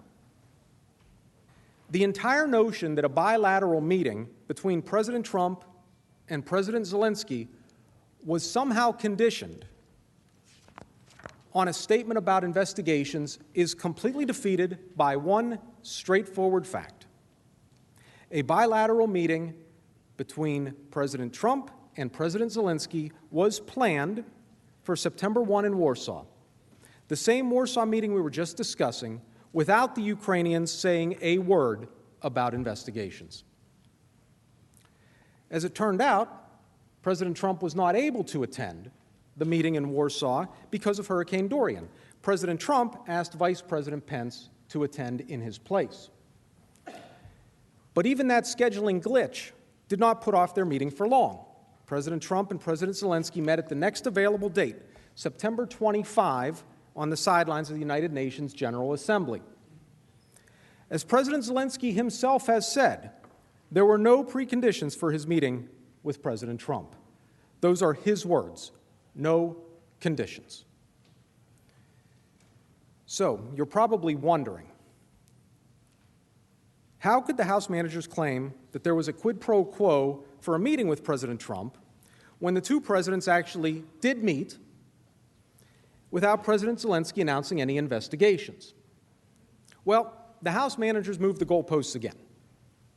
They claimed that the meeting couldn't be just an in-person meeting with President Trump. What it had to be was a meeting at the Oval Office and in the White House. That's nonsense.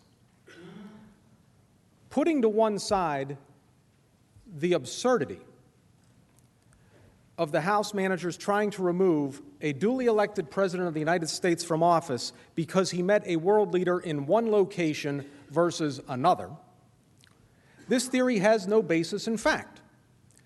As Dr. Hill testified, what mattered was that there was a bilateral presidential meeting, not the location of the meeting.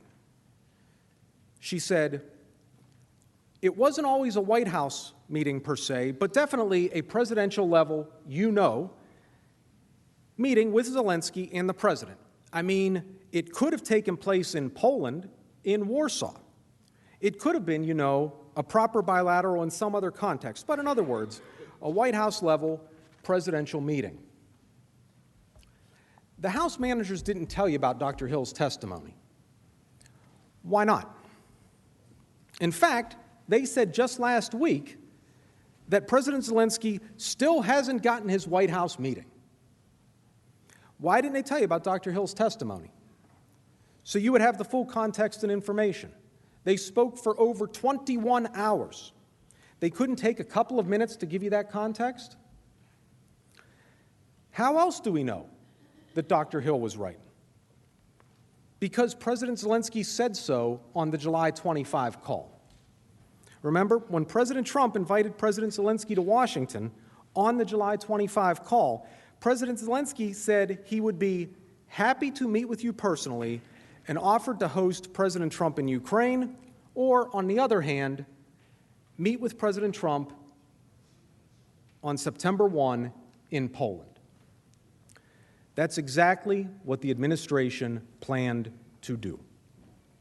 If it weren't for Hurricane Dorian, President Trump would have met with President Zelensky in Poland on September 1, just as President Zelensky had requested, and without any preconditions. As it happened, President Zelensky met with the Vice President instead, and just a few weeks later, met with President Trump in New York, all without anyone making any statement about any investigations. And, once again, not a single witness in the House record that they compiled and developed under their procedures that we've discussed and will continue to discuss provided any firsthand evidence that the President ever linked a presidential meeting to any investigations. The House managers have seized upon Ambassador Sondland's claim that Mr. Giuliani's requests were a quid pro quo for arranging a White House visit for President Zelensky. But again, Ambassador Sondland was only guessing based on incomplete information. He testified that the President never told him that there was any sort of a condition for a meeting with President Zelensky. Why, then, did he think there was one? In his own words, Ambassador Sondland said that he could only repeat what he heard through Ambassador Volker from Giuliani. So he didn't even hear from Mr. Giuliani himself. But Ambassador Volker, who is the supposed link between Mr. Giuliani and Ambassador Sondland, thought no such thing. Ambassador Volker testified unequivocally that there was no linkage between the meeting with President Zelensky and Ukrainian investigations. I'm going to read the full questions and answers because this passage is key. This is from Ambassador Volker's deposition testimony.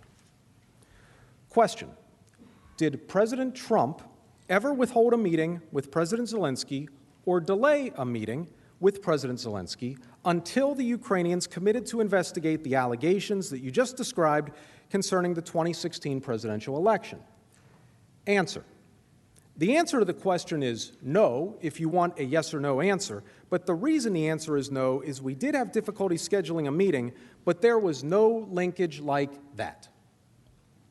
Question: you said that you were not aware of any linkage between the delay in the Oval Office meeting between President Trump and President Zelensky and the Ukrainian commitment to investigate the two allegations as you described them, correct? Answer: correct. On no fewer than 15 separate occasions over the past week, the House managers played a video of Ambassador Sondland saying that the announcement of the investigations was a prerequisite for a meeting or call with the president. 15 times. They never once read to you the testimony that I just did. They never once read to you the testimony in which Ambassador Volker refuted what Ambassador Sondland claimed he heard from Ambassador Volker. So here's what we know. President Trump invited President Zelensky to meet 3 times without preconditions. The White House was working behind the scenes to schedule the meeting.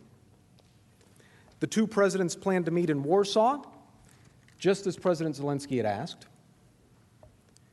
and ultimately met 3 weeks later without Ukraine announcing any investigations. No one testified in the House record that the president ever said there was a connection between a meeting and investigations.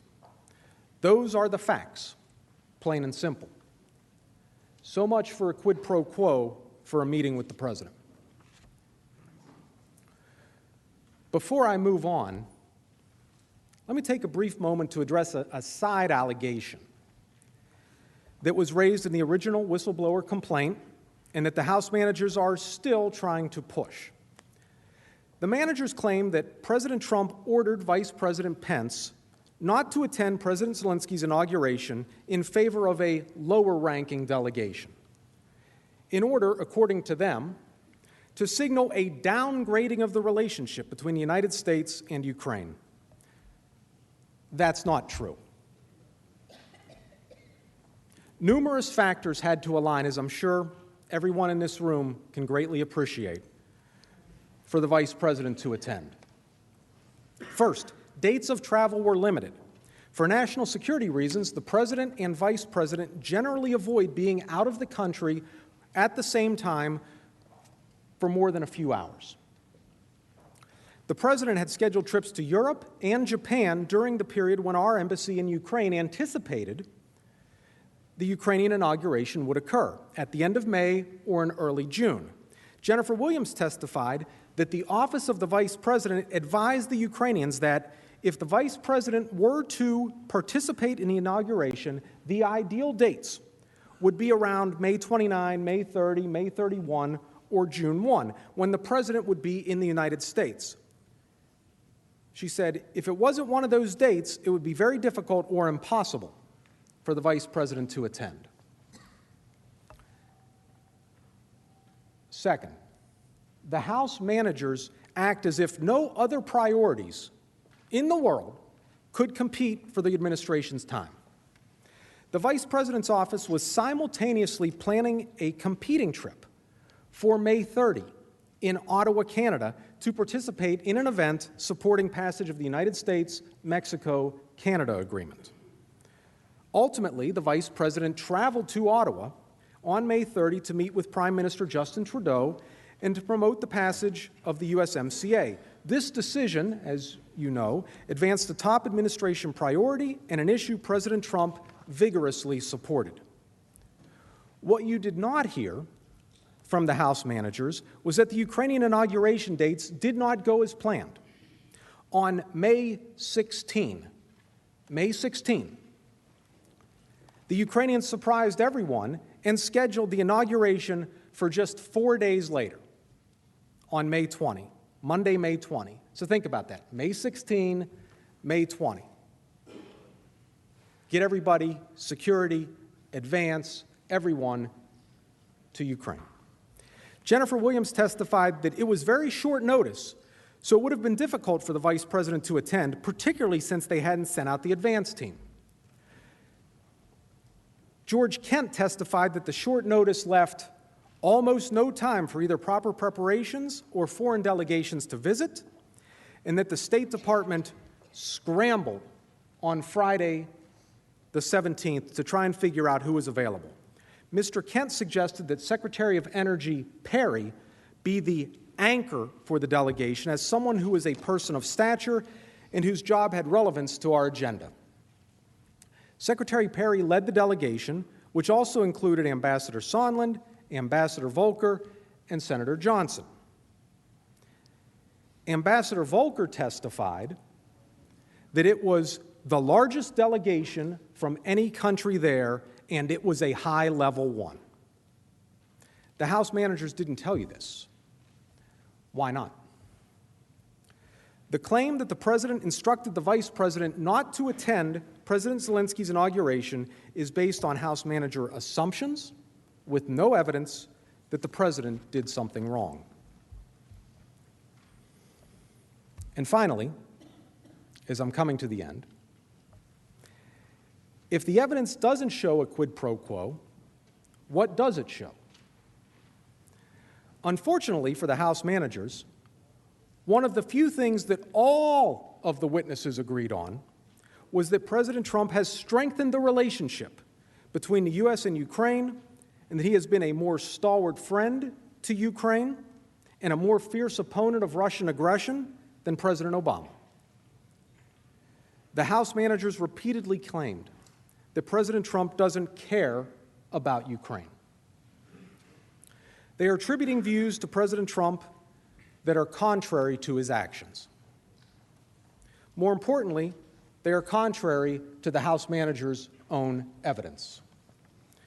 But don't take my word for it. Ambassadors Yovanovitch, Taylor, and Volker all testified to the Trump administration's positive new policy toward Ukraine based especially on President Trump's decision to provide lethal aid to Ukraine. Ambassador Taylor testified that President Trump's policy toward Ukraine was a substantial improvement over President Obama's policy. Ambassador Volker agreed that America's policy towards Ukraine has been strengthened under President Trump, whom he credited with approving each of the decisions made along the way. Ambassador Yovanovitch testified that President Trump's decision to provide lethal weapons to Ukraine meant that our policy actually got stronger over the last 3 years. She called the policy shift that President Trump directed very significant. Let's hear from Ambassador Taylor, Ambassador Volker, and Ambassador Yovanovitch. The Trump administration has indeed provided substantial aid to Ukraine in the form of defensive lethal aid, correct? That is correct. And that is more so than the Obama administration, correct? The Trump Defensive lethal aid. Yes. President Trump approved each of the decisions made along the way, providing lethal defensive equipment. And the Trump administration strengthened our policy by approving the provision to Ukraine of anti-tank missiles known as Javelins. They are obviously tank busters, and so if the war with Russia all of a sudden accelerated in some way and tanks come over the horizon, Javelins are a very serious weapon to deal with that. Ukraine is better positioned to fight Russia today than it was before President Trump took office. As a result, the United States is safer too. The House managers did not tell you about this testimony from Ambassadors Taylor, Volker, and Yovanovitch. Why not? These are the facts, as drawn from the House managers' own record on which they impeached the president. This is why the House managers' first article of impeachment must fail, for the 6 reasons I set forth when I began on Saturday. There was no linkage between investigations and security assistance or a meeting on the July 25 call. The Ukrainians said there was no quid pro quo and they felt no pressure. The top Ukrainians did not even know that security assistance was paused until more than a month after the July 25 call. The House manager's record reflects that anyone who spoke with the president said that the president made clear that there was no linkage. The security assistance flowed and the presidential meeting took place, all without any announcement of investigations, and President Trump has enhanced America's support for Ukraine in his 3 years in office. These facts all require that the first article of impeachment fail. You have already heard, and will continue to hear, from my colleagues on why the second article must fail. Once again, this is the case that the House managers chose to bring. This is the evidence they brought before the Senate. The very heavy burden of proof rests with them. They say their case is overwhelming and uncontested. It is not. They say they have proven each of the articles against President Trump. They have not. The facts and evidence of the case the House managers have brought exonerate the president. Thank you for your attention, and I think we're ready for a break. The Majority Leader is recognized. Justice, colleagues will take a 15-minute break. Without objection.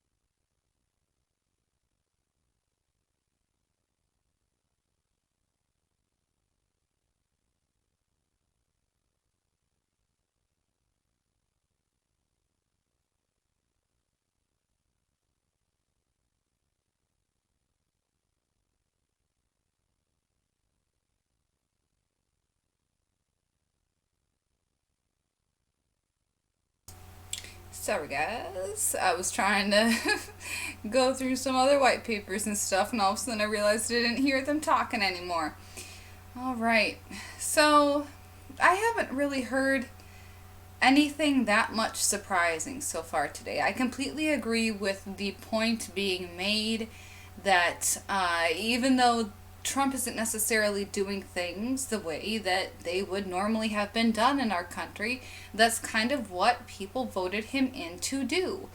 I have seen, people say, well, whether you like it or not, and whether people voted him to do that or not, it's still illegal, and blah, blah, blah. But so is walking into Wisconsin with a squirrel on your head, I mean, I think, in my personal opinion, laws and things should in some ways be able to change with the people, as in like political policy. If the people are saying, hey, we want to be much more stringent with the use of our funds and sending them to another country, then I think that we should listen to the people on that.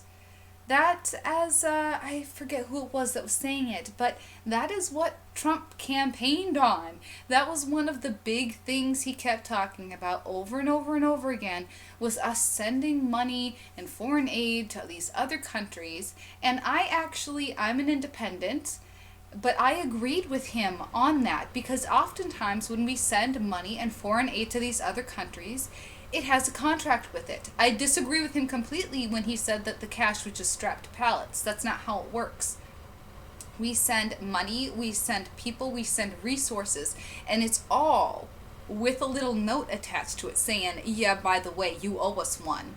I mean, that's how we get our foot in the door. And so I completely was all for, if Trump was actually going to follow through in the actions of not just giving aid away because it's what we've always done, but rather looking more into it. However, I do also think that Trump is getting some bad information from people, and I think he is possibly trusting some of the wrong people.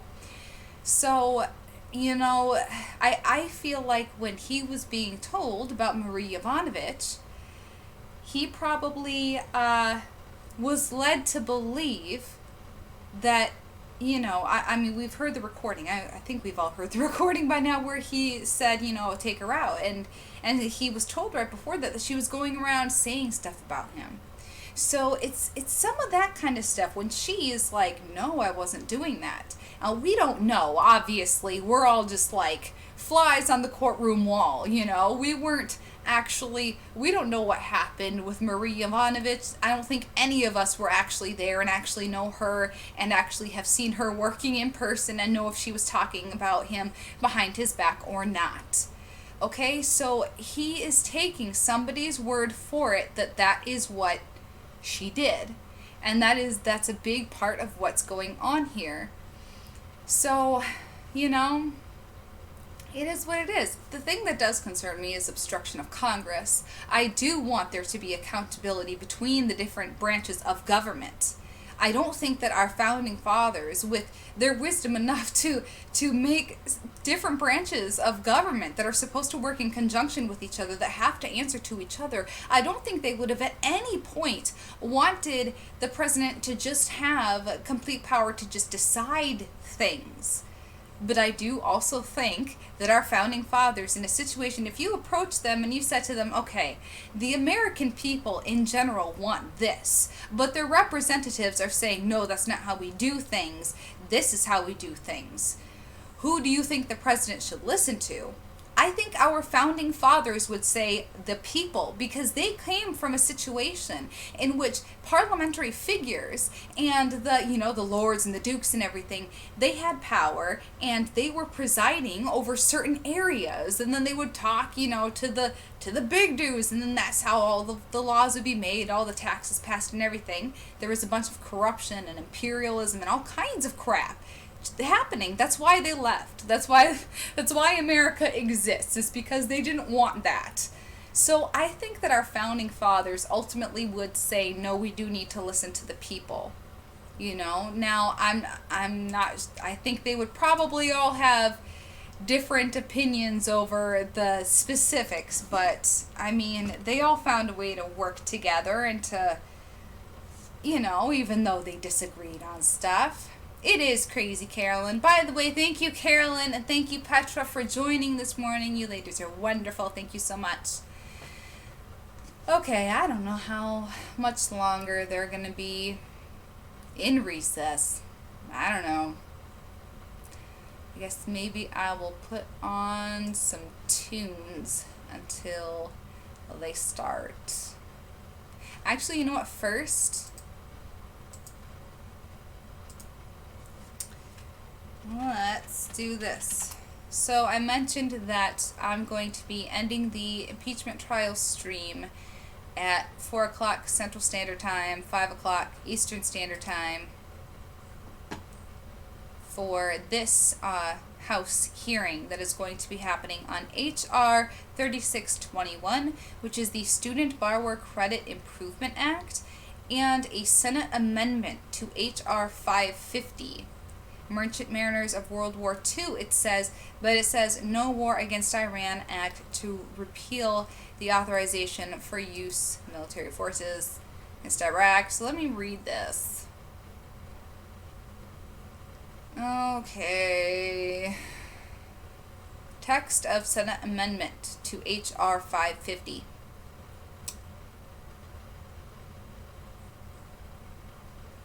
Is this the right one? This might not be the right one. I looked through all these PDFs. Yeah, this isn't the right one. Okay. They're doing three things together that don't really make that much sense.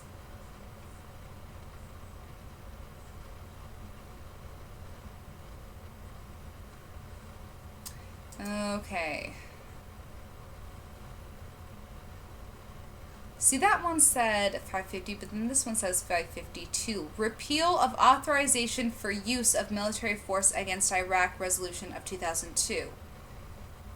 The authorization for use of military force against Iraq resolution of 2002 is hereby repealed. So they are going to be repealing the Resolution Act. So now if President Trump wants to do any strikes or anything, then he's supposed to get approval from them. Remember, because they just passed that other thing regarding the World Powers Act. Which, so then was it this one?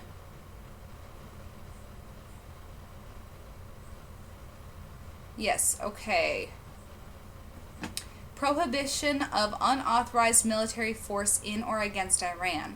The acquisition by the government of Iran of a nuclear weapon would pose a grave threat to international peace and stability and the national security of the United States and United States allies, including Israel. I mean, out of all of the allies that they could mention, they only mention Israel. Okay, government. The government of Iran is a leading state sponsor of terrorism, continues to materially support the regime of Bashar al-Assad, and is responsible for ongoing gross violations of the human rights of the people of Iran. Article 1 of the United States Constitution requires the President to obtain authorization from Congress before engaging in war with Iran. Remember, they were just talking about, I forget what was the... whatever number it was, their House bills. They got so many of them. But they were talking about what he had done in his strike against Soleimani. Clarification of current law. Nothing in the authorization for use of military force, the authorization for use of military force against Iraq resolution of 2002, or any other provision of law enacted before the date of the enactment of this act may be construed to provide authorization for the use of military force against Iran. In general, except as provided in paragraph 2, no federal funds may be obligated or expended for any use of military force in or against Iran unless Congress has declared war or enacted specific statutory authorization for such use of military force after the date of the enactment of this act that meets the requirements of the War Powers Resolution. Exception. The prohibition under paragraph 1 shall not apply to the use of military force that is consistent with section blah blah blah of the War Powers Act. resolution thing. I went through that before, and my take on it was that when Matt Gaetz said that he voted yes for that bill thing because he said it did not criticize President Trump's actions at all, I agreed with him on that because it said that he was supposed to obtain authorization from Congress unless it was going to thwart an imminent attack against U.S. personnel, properties, territories, anything like that. Now, according to a lot of people, and I kind of agree with that they did not get enough information that that's actually what was going to happen. But that's what Trump and his group are saying, is that they had information that Soleimani was planning on this attack thing, and so that's why they took him out. And he's not presenting the evidence to Congress, you know, but they're saying that he was gonna do that. So that's why Matt Gaetz was like, well, he was in accordance with it. I don't know. To prevent nothing in this title may be construed to prevent the president from using necessary and appropriate force to defend the United States allies and partners if Congress enacts specific statutory authorization for such use, or to relieve the executive branch of restrictions on the use of force, reporting, or consultation requirements, or to authorize the use of military force. What? So they're like, okay, so we're not saying though that he can't authorize military force. He can't authorize any kind of use of funds for any kind of attack or anything. Yeah, no federal funds may be obligated or expended for any use of military force in or against Iran unless blah blah blah, except that we're not keeping him from authorizing the use of military force. He just can't pay for it. You just can't use federal funds to pay for it.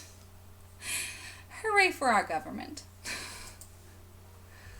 Oh, they should be back on here soon.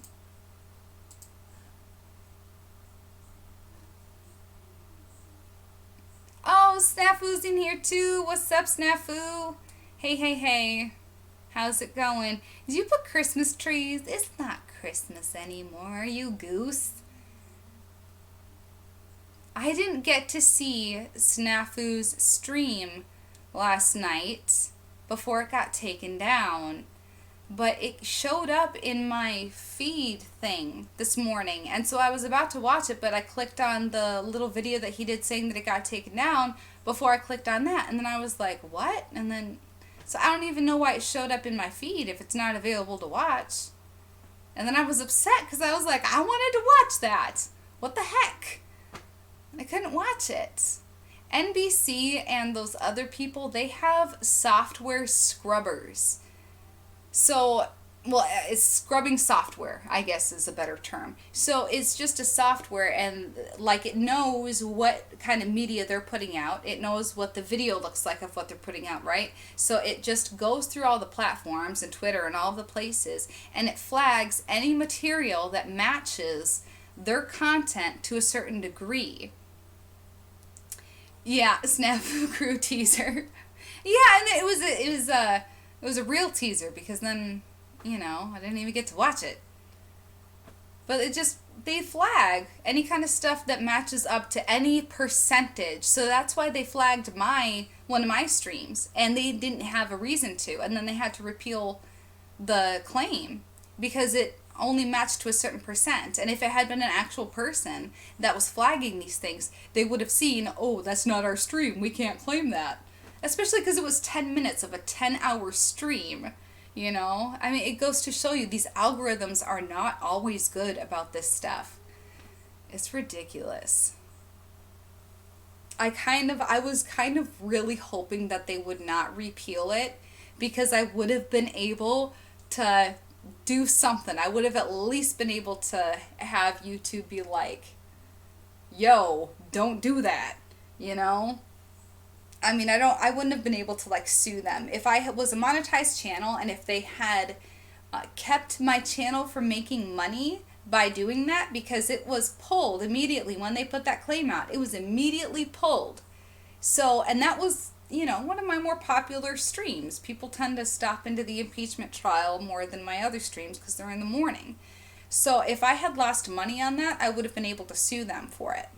But I'm not monetized. I really hope they did. I kind of hope that they do it to a bigger channel, though, that, like, can actually go after them. Because that would amuse me. Oh, I took screen captures of all of that, and I meant to tweet, like, Trump the pictures and be like, hey, I hope this makes your day, but, you know, fake news, fake claims.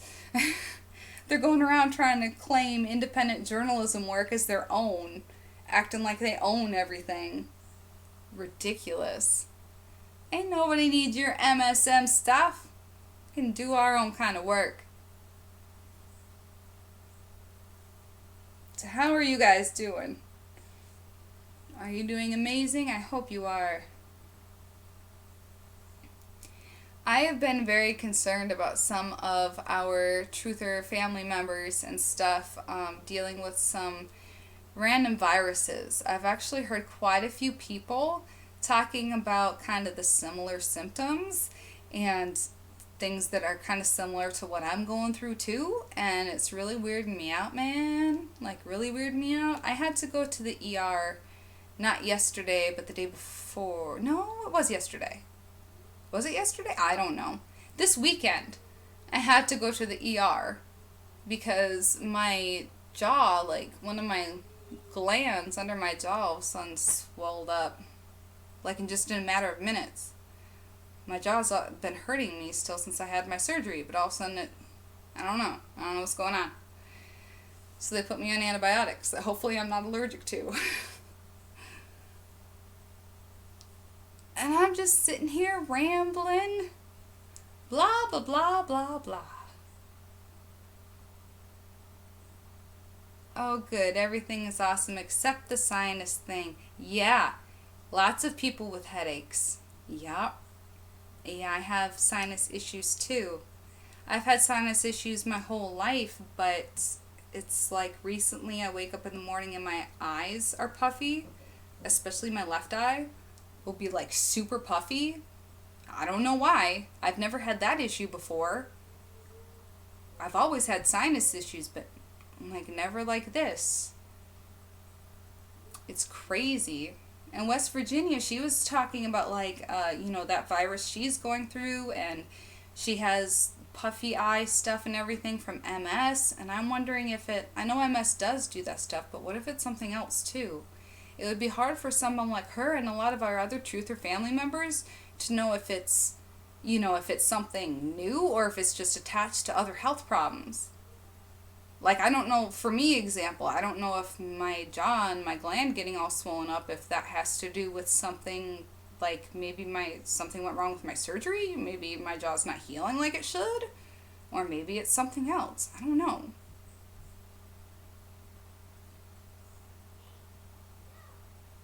Yeah, I agree.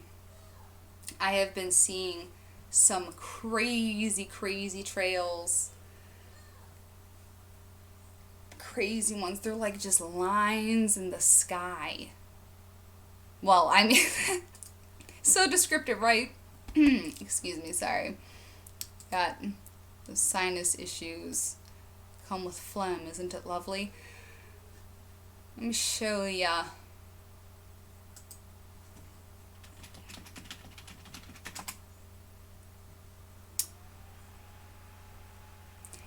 This is always one of the first things that pops up when I search for myself is the video clip of me being drunk. I think I should just take that off of there.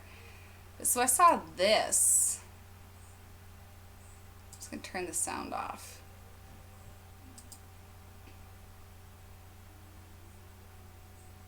I saw this the other day. If it loads, come on, thing. Rainbow cloud thing in the sky.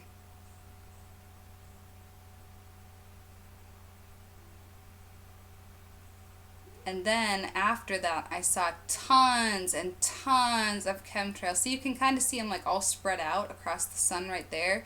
But then there were a lot of like smaller ones, just like little tiny lines, like not the big long chemtrails like you see, but just like it looked like someone had taken like just a white pencil and just done, little lines in the sky.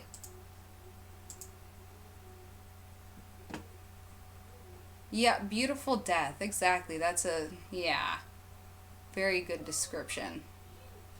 200 in one day. That's horrible. Have you seen the videos of them like spraying the stuff in the cities in China? That's really creepy. I don't know which is worse, like having to avoid a virus or having disinfectant dumped on you.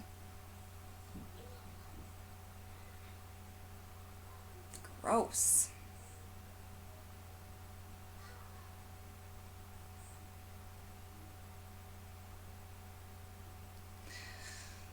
They take too long to come back from their lunch breaks.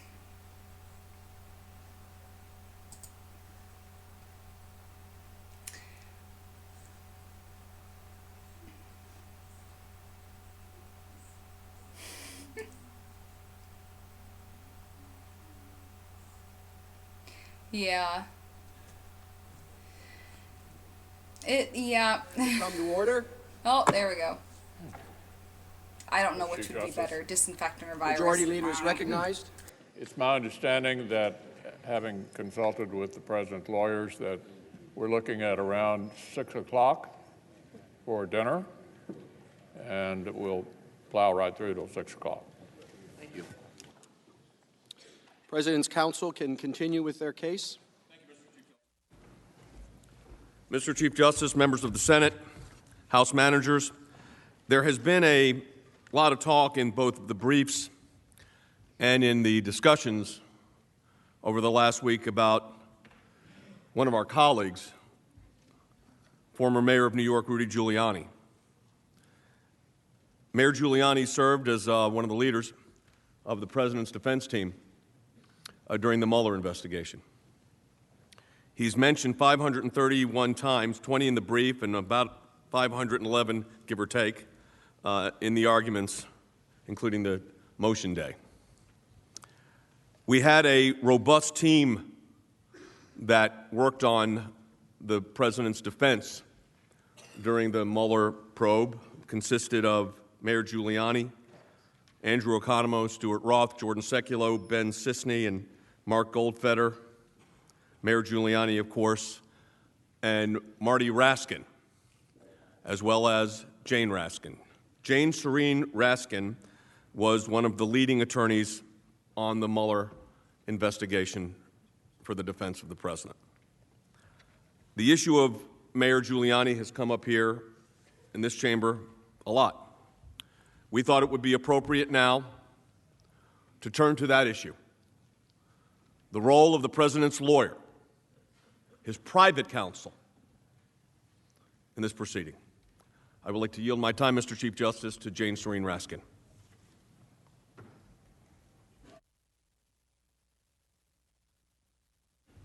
Mr. Chief Justice, Majority Leader McConnell, members of the Senate,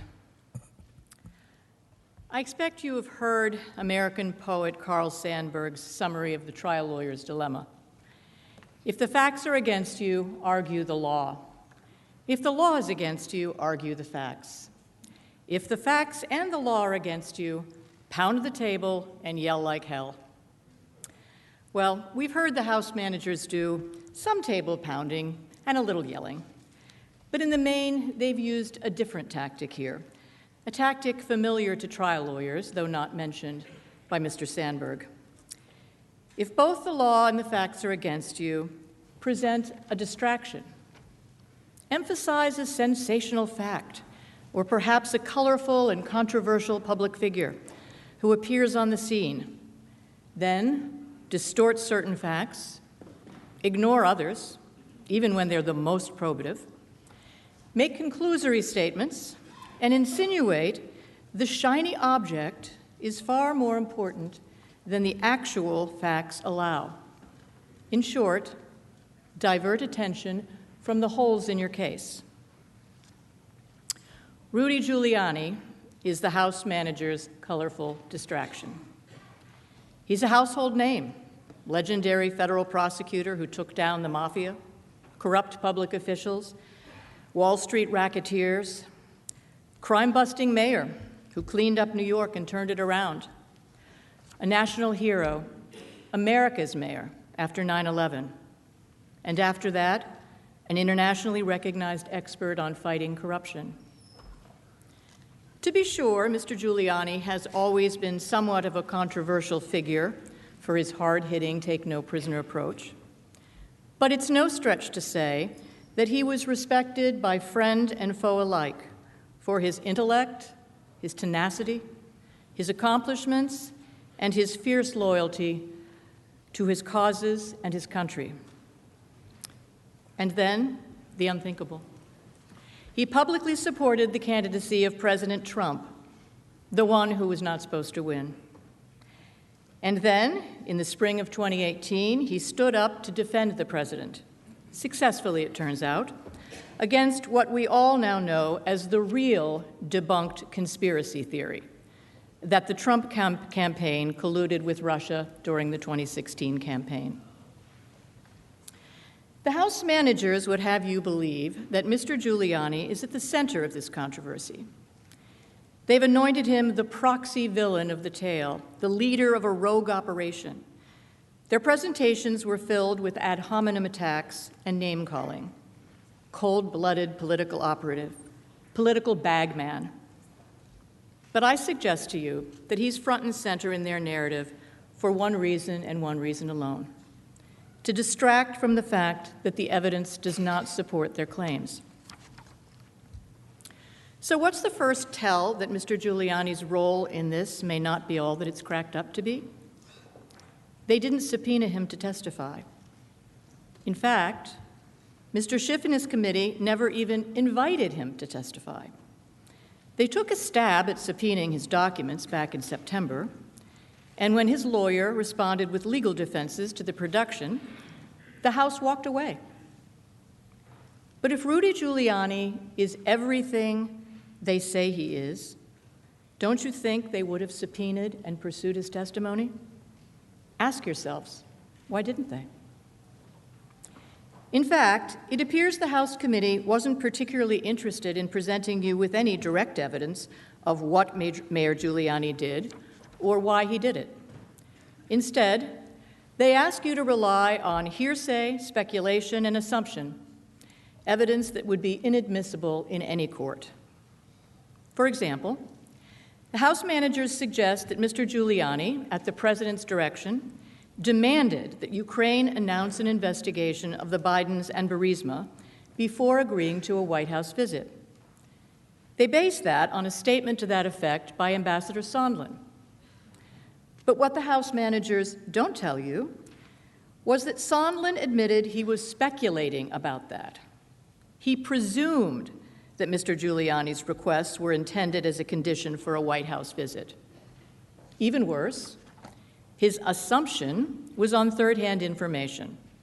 As he put it, the most he could do is repeat what he heard through Ambassador Volker from Giuliani, whom he presumed spoke to the president on the issue.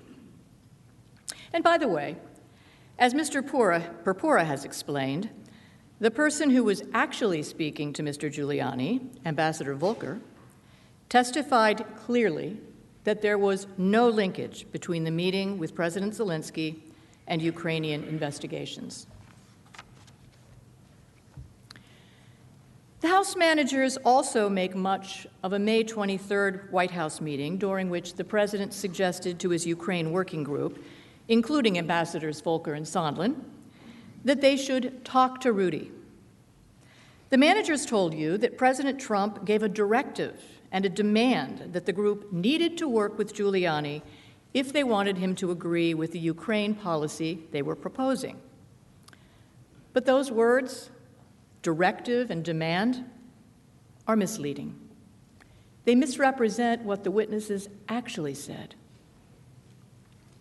Ambassador Volker testified that he understood, based on the meeting, that Giuliani was only one of several sources of information for the president.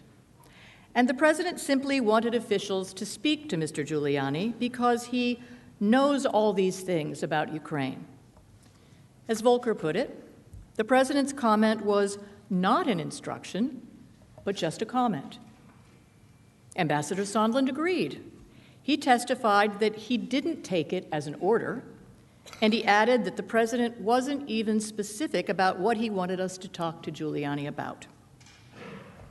So, it may come as no surprise to you that after the May 23rd meeting, the one during which the House managers told you the president demanded that his Ukraine team talk to Giuliani, neither Volker nor Sondland even followed up with Mr. Giuliani until July.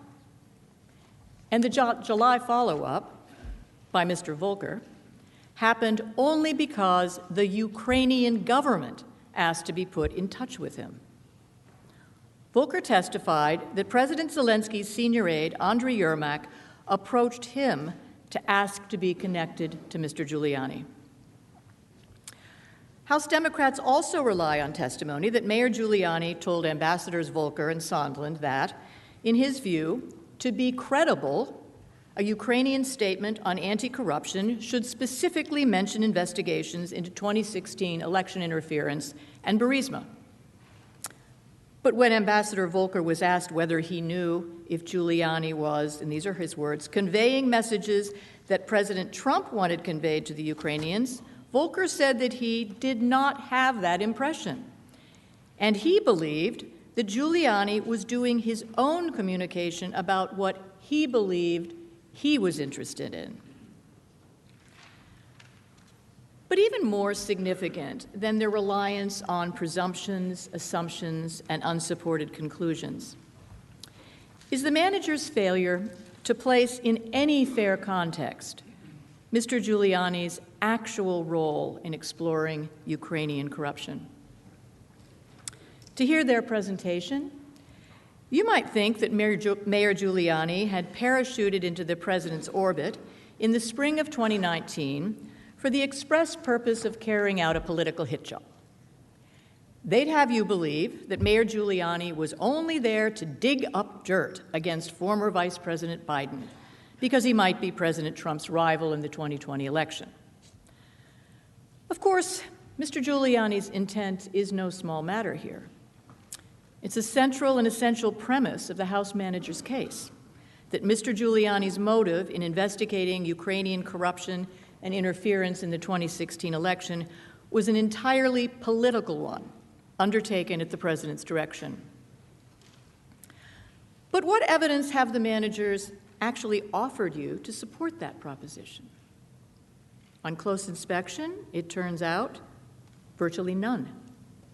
They just say it over and over and over. And they offer you another false dichotomy. Either Mr. Giuliani was acting in an official capacity to further the president's foreign policy objectives, or he was acting as the president's personal attorney, in which case they conclude, ipsy dixit, his motive could only be to further the president's political objectives. The House managers then point to various of Mr. Giuliani's public statements in which he is clear and completely transparent about the fact that he is indeed the president's personal attorney. There you have it. Giuliani admits he's acting as the president's personal attorney, and therefore he had to have been acting with a political motive to influence the 2020 election. No other option, right? Wrong. There is, of course, another obvious answer to the question, what motivated Mayor Giuliani to investigate the possible involvement of Ukrainians in the 2016 election? The House managers know what the answer is. It's in plain sight. And Mr. Giuliani has told any number of news outlets exactly when and why he became interested in the issue. It had nothing to do with the 2020 election.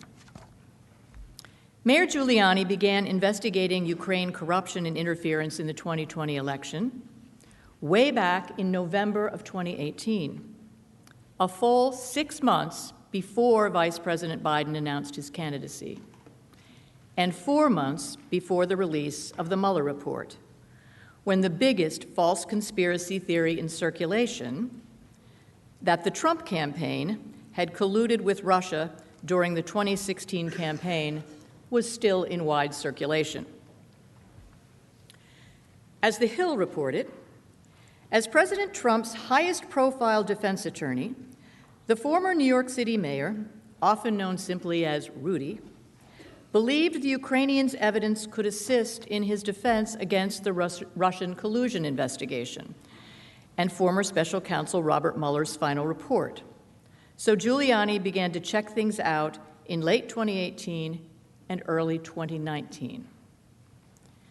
The genesis of Mayor Giuliani's investigation was also reported by numerous other media outlets, including CNN, which related that Giuliani's role in Ukraine can be traced back to November 2018, when he was contacted by someone he describes as a well-known investigator. The Washington Post and many other news outlets reported the same information. So yes, Mayor Giuliani was President Trump's personal attorney, but he was not on a political errand. As he has stated repeatedly and publicly, he was doing what good defense attorneys do. He was following a lead from a well-known private investigator. He was gathering evidence regarding Ukrainian election interference to defend his client against the false allegations being investigated by Special Counsel Mueller. But the House managers didn't even allude to that possibility. Instead, they just repeated their mantra that Giuliani's motive was purely political.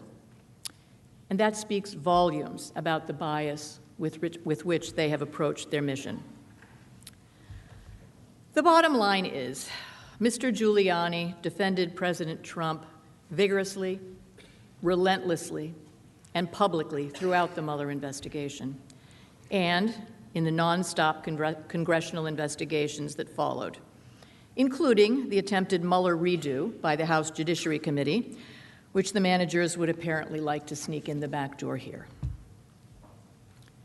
The House managers may not like his style. You may not like his style. But one might argue that he is everything Clarence Darrow said a defense lawyer must be: outrageous, irreverent, blasphemous, a rogue, a renegade. Fact is, in the end, after a 2-year siege on the presidency, 2 inspector general reports, and a $32 million special counsel investigation, turns out Rudy was spot on. Seems to me, if we're keeping score on who got it right, on allegations of FISA abuse, egregious misconduct at the highest level of the FBI, alleged collusion between the Trump campaign and Russia, and supposed obstruction of justice in connection with the special counsel investigation, the score is Mayor Giuliani 4, Mr. Schiff 0. But in this trial, in this moment, Mr. Giuliani is just a minor player, that shiny object designed to distract you. Senators, I urge you most respectfully, do not be distracted. Thank you, Mr. Chief Justice. I yield back to Mr. Sekulow.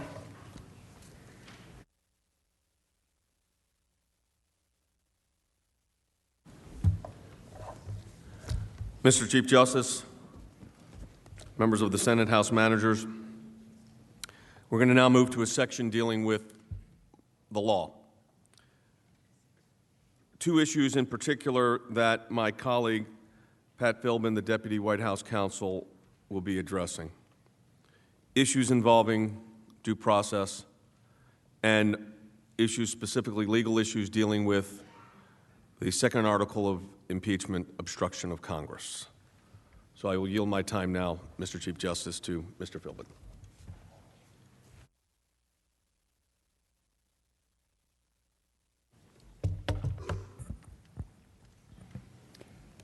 Mr. Chief Justice, Senators, Majority Leader McConnell, Minority Leader Schumer, The other day, as we opened our presentation, I touched on two areas, some of the due process violations that characterized the proceedings in the House, and some of the fundamental mischaracterizations and errors that underpin the House Democrats' charge of obstruction. And today I'll complete the presentation on those points to round out some of the fundamentally unfair procedure that was used in the House and its implications for this proceeding before you now, and also address in detail the purported charges of obstruction in the second article of impeachment. On due process, there are three fundamental errors that infected the proceedings in the House. The first is, as I explained on Saturday, the impeachment inquiry was unauthorized and unconstitutional from the beginning. No committee of the House has the power to launch an inquiry under the House's impeachment power unless the House itself has taken a vote to give that authority to a committee.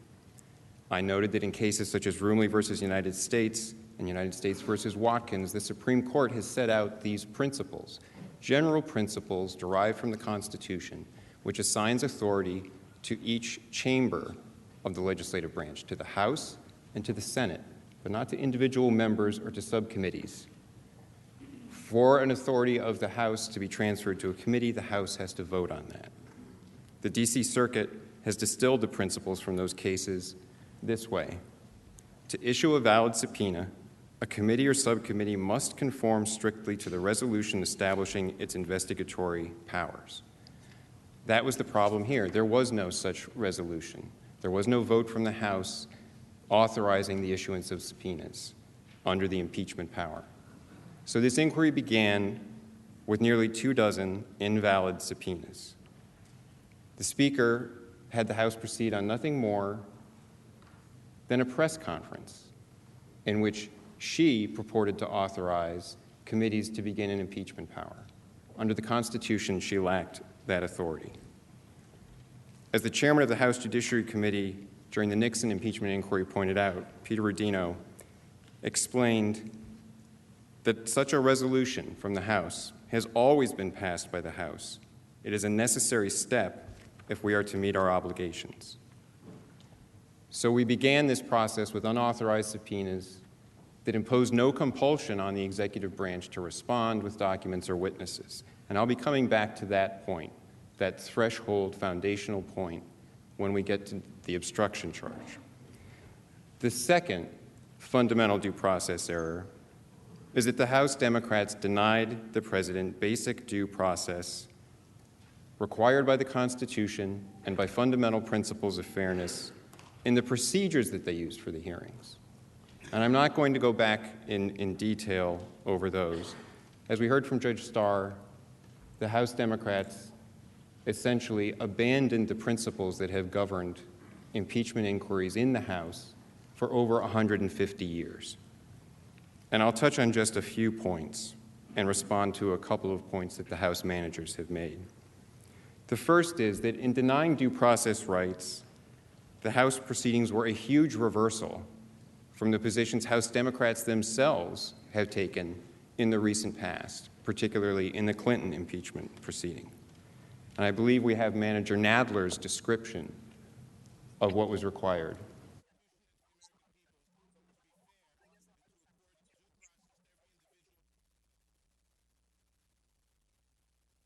Manager Nadler was explaining that due process requires at a minimum notice of the charges against you, the right to be represented by counsel, the right to cross-examine witnesses against you, and the right to present evidence. All of those rights were denied to the president. Now, one of the responses that the managers have made to the defect that we pointed out in the secret proceedings, where Manager Schiff began these hearings in the basement bunker, is that, well, that was really just best investigative practice. They were operating like a grand jury. Don't be fooled by that. Those hearings operated nothing like a grand jury. A grand jury has secrecy primarily for two reasons: to protect the direction of the investigation so others won't know what witnesses are being called in and what they're saying, to keep that secret for the prosecutor to be able to keep developing the evidence and to protect the accused, because the accused might not ever be indicted. In this case, all of that information was made public every day. The House Democrats destroyed any analogy, any legitimate analogy to a grand jury, because that was all public. They made no secret that the president was the target. They issued vile calumnies about him every day. And they didn't keep the direction of their investigation secret. Their witness lists were published daily. The direction of the investigation was open, and the testimony that took place was selectively leaked to a compliant media to establish a false narrative about the president. If that sort of conduct had occurred in a real grand jury, that would have been a criminal violation. Prosecutors can't do that. Under Rule 6E of the federal criminal rules, it's a criminal offense to be leaking what takes place in a grand jury. And also, the grand jury explanation provides no rationale whatsoever for the second round of hearings. Remember, after the basement bunker, after the secret hearings where the testimony was pre-screened, then the same witnesses who had already been deposed were put on in a public hearing where the president was still excluded. Ask yourself, what was the reason for that? In every prior presidential impeachment in the modern era where there have been public hearings, the president has been represented by counsel and could cross-examine witnesses. Why did there have to be public televised hearings where the president was excluded? That was nothing more than a show trial. Now, I also addressed the other day the House manager's contention that they had offered the president due process, that when things reached the third round of hearings in front of the House Judiciary Committee, that Manager Nadler offered the president due process, and I explained why that was illusory. There was no genuine offer there, because before any hearings began, other than the law professor's seminar on December 4th, the Speaker had already determined the outcome, already said there were going to be articles of impeachment, and the Judiciary Committee had informed the counsel's office that they had no plans to call any fact witnesses or have any factual hearings whatsoever. It was all done, it was locked in, it was baked. And there was something else hanging over that when they had offered, purportedly, to allow the president some due process rights, and that was a special provision in the rules for the House Judiciary Committee proceedings, also unprecedented, that allowed the House Judiciary Committee to deny the president any due process rights at all if he continued to refuse to turn over documents or not allow witnesses to testify. So that if the president didn't give up his privileges and immunities that he had been asserting over executive branch confidentiality interests, if he didn't comply with what the House Democrats wanted, then it was up to Chairman Nadler potentially to say no rights at all. And there's a term for that in the law. It's called an unconstitutional condition. You can't condition someone's exercise of some rights on their surrendering other constitutional rights. You can't say, we'll let you have due process in this way if you waive your constitutional privileges on another issue. The last point I'll make about due process is this. It's important to remember that due process is enshrined in the Bill of Rights for a reason. It's not that process is just an end in itself. Instead, it's a deep-seated belief in our legal tradition that fair process is essential for accurate decision-making. Cross-examination of witnesses in particular is one of the most important procedural protections for any American. The Supreme Court has explained that for over 250 years, our legal tradition has recognized cross-examination as the greatest legal engine ever invented for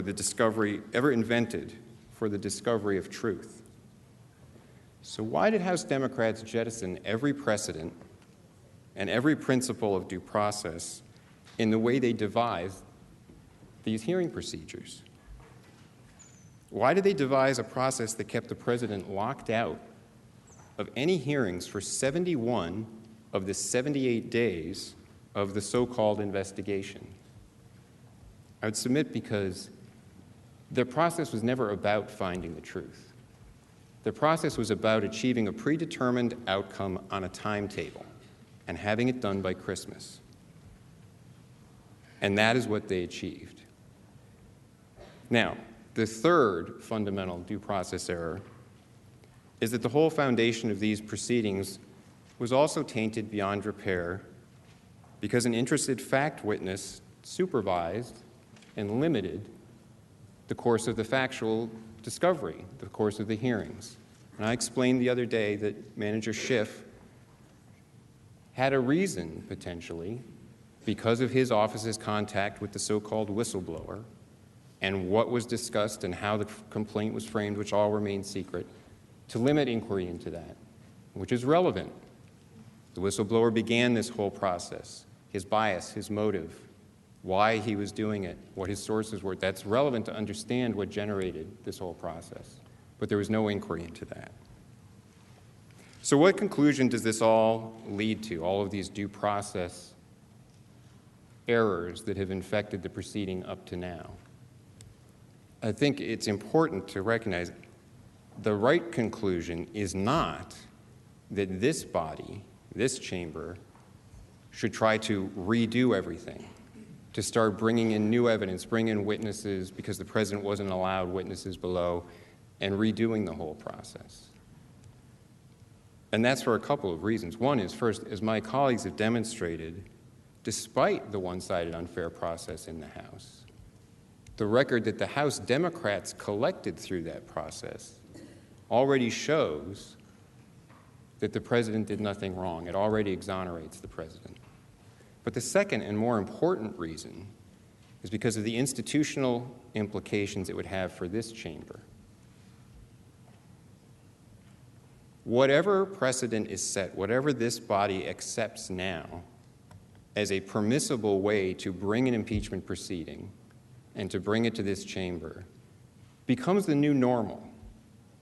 And if the new normal is going to be that there can be an impeachment proceeding in the House that violates due process, that doesn't provide the president or another official being impeached due process rights, that fails to conduct a thorough investigation, that doesn't come here with the facts established, that then this body should become the investigatory body and start redoing what the House didn't do and finding new witnesses and doing things over and getting new evidence, then that's going to be the new normal. And that will be the way that this chamber has to function.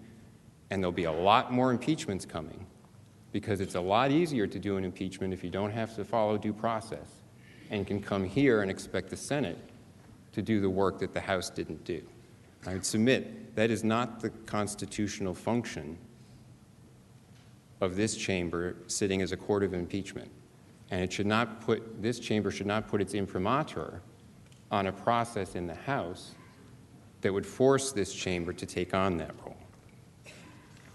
Now I'll move on to the charge of obstruction in the second article of impeachment. Accepting that article of impeachment would fundamentally damage the separation of powers under the Constitution by permanently altering the relationship between the executive and the legislative branches. In the second article, House Democrats are trying to impeach the president for resisting legally defective demands for information by asserting established legal defenses and immunities based on legal advice from the Department of Justice's Office of Legal Counsel. In essence, the approach here is that House Democrats are saying, when we demand documents, the executive branch must comply immediately. Any assertions of privilege or defenses to our subpoenas are further evidence of obstruction. We don't have to go through the constitutionally mandated accommodations process to work out an acceptable solution with the executive branch. We don't have to go to the courts to establish the validity of our subpoenas. At one point, Manager Schiff said that anything that makes the House even contemplate litigation is evidence of obstruction. Instead, the House claims they can jump straight to impeachment. What this really means in this case is that they're saying for the president to defend the prerogatives of his office to defend constitutionally grounded principles of executive branch privileges or immunities is an impeachable offense. If this chamber accepts that premise, that what has been asserted here constitutes an impeachable offense, it will forever damage the separation of powers. It will undermine the independence of the executive and destroy the balance between the legislative and executive branches that the framers crafted in the Constitution. As Professor Turley testified before the House Judiciary Committee, basing impeachment on this obstruction theory would itself be an abuse of power by Congress. And I'd like to go through that and unpack and explain some of that. And I'll start by outlining what the Trump administration actually did in response to subpoenas, because there are three different actions, three different legally based assertions for resisting different subpoenas that the Trump administration made. And I pointed out on Saturday there has been this constant refrain from the House Democrats that there was just blanket defiance, blanket obstruction, as if it were unexplained obstruction, just we won't cooperate without more.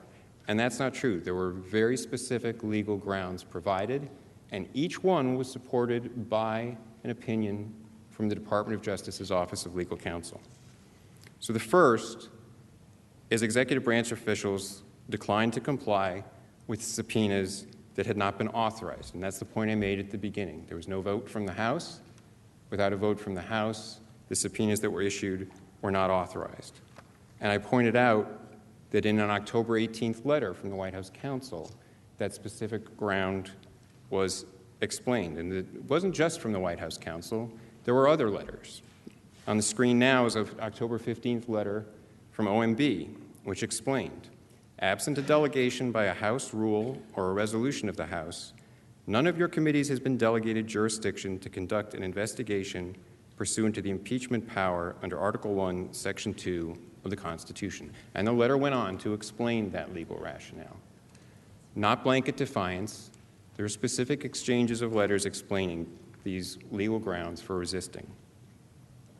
The second ground, the second principle that the Trump administration asserted was that some of these subpoenas purported to require the president's senior advisors, his close advisors, to testify.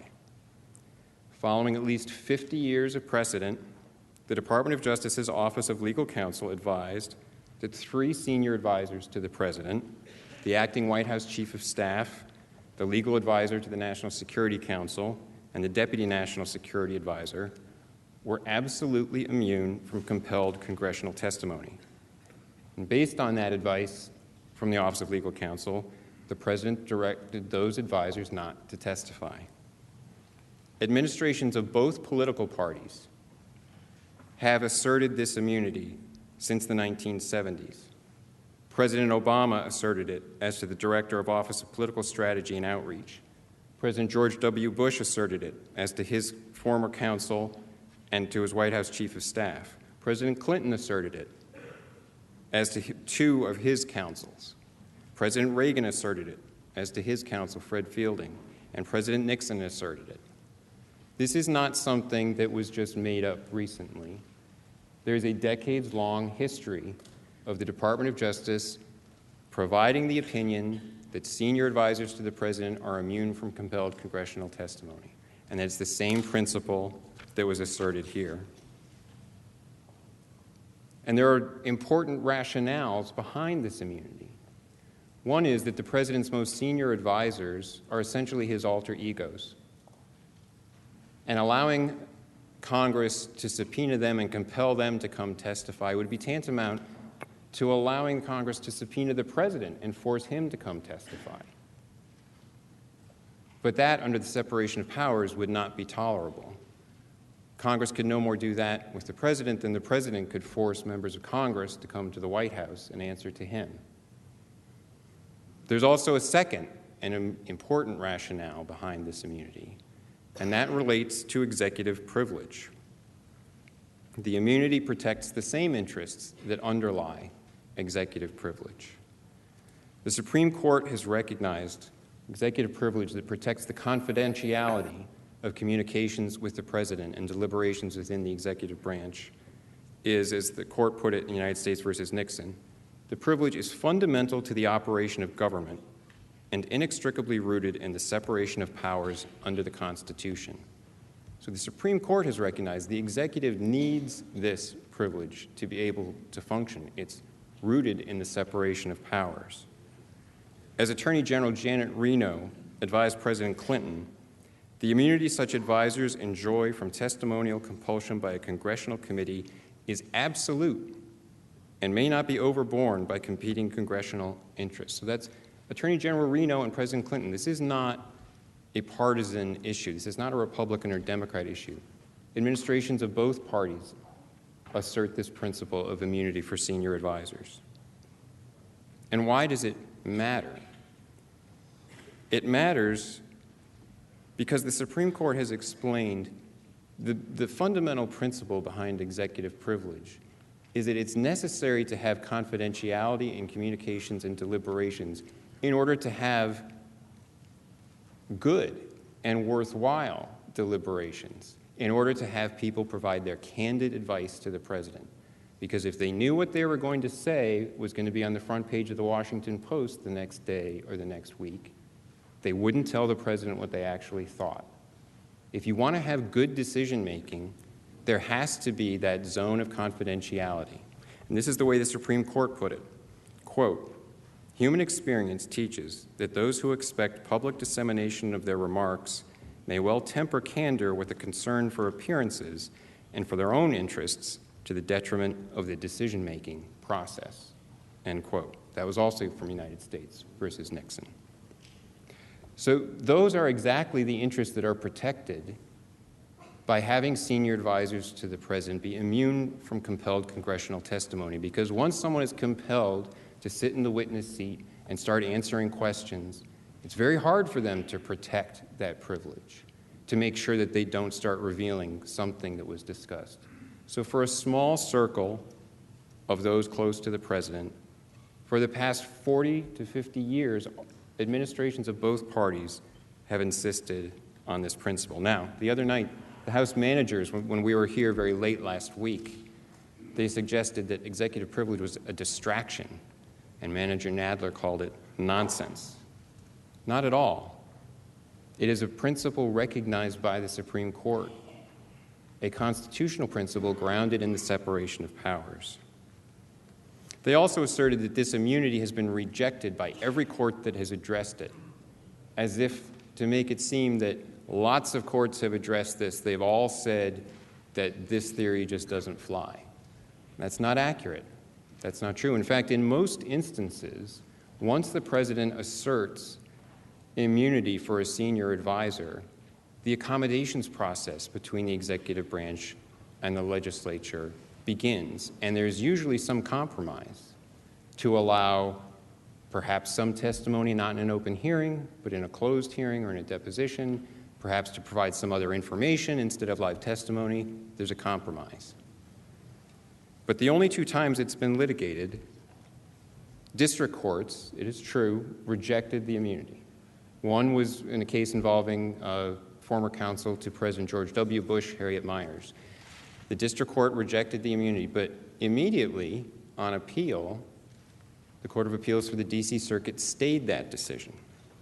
And that decision means to stay that district court decision, that the appellate court thought there was a likelihood of success on appeal, that the executive branch might succeed, or at a minimum, that the issue of immunity presented questions going to the merits so serious, substantial, difficult, and doubtful as to make them a fair ground for litigation.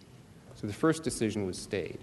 The second district court decision is still being litigated right now. It's the McGahn case that the House has brought, trying to get testimony from former counsel to President Trump, Donald McGahn. And that case was just argued in the D.C. Circuit on January 3rd. So there is no established law suggesting that this immunity somehow has been rejected by the courts. It's still being litigated right now. And it is an immunity that is a standard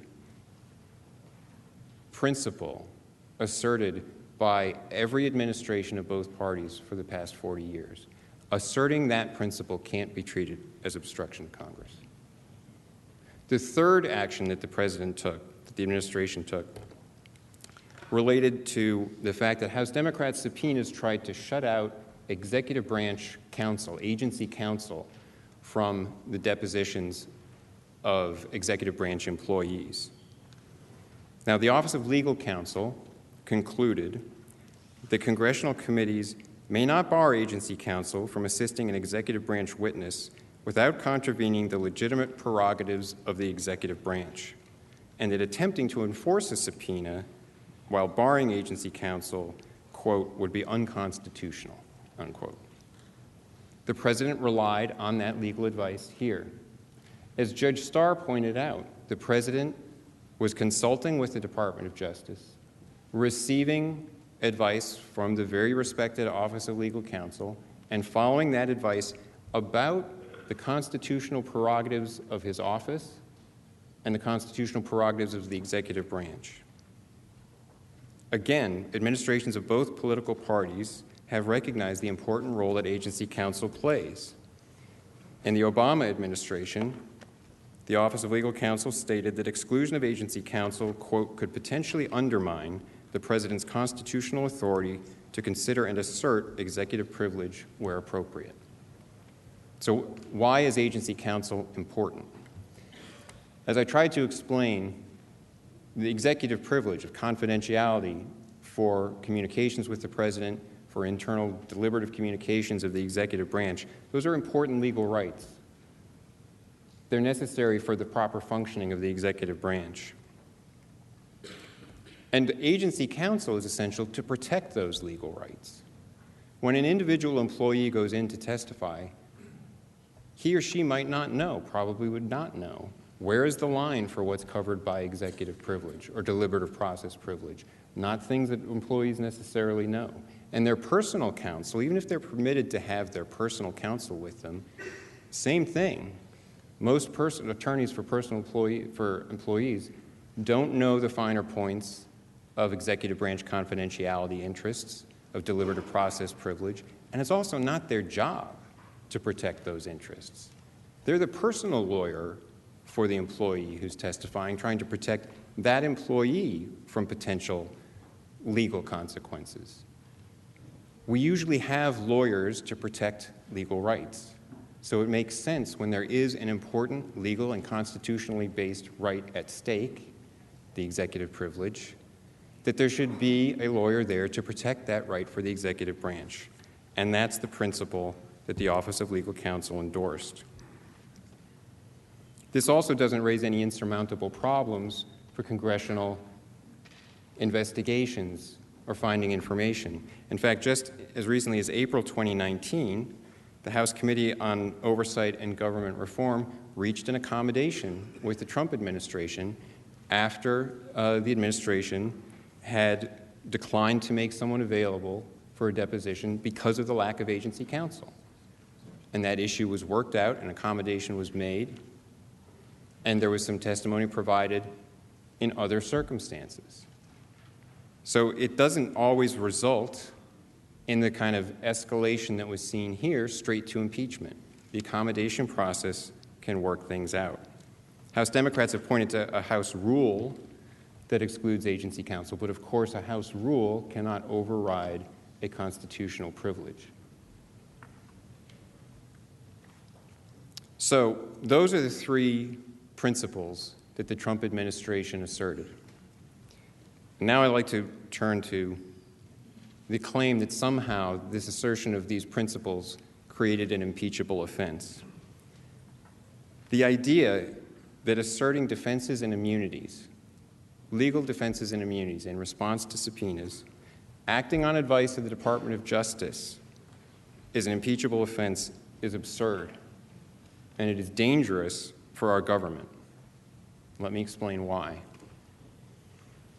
House Democrats' obstruction theory is wrong first and foremost because in a government of laws, asserting privileges and rights to resist compulsion is not obstruction. It's a fundamental right. In Bordenkircher versus Hayes, the Supreme Court explained to punish a person because he has done what the law plainly allows him to do is a due process violation of the most basic sort, and for an agent of the state to pursue a course of action whose objective is to penalize a person's reliance on his legal rights is patently unconstitutional.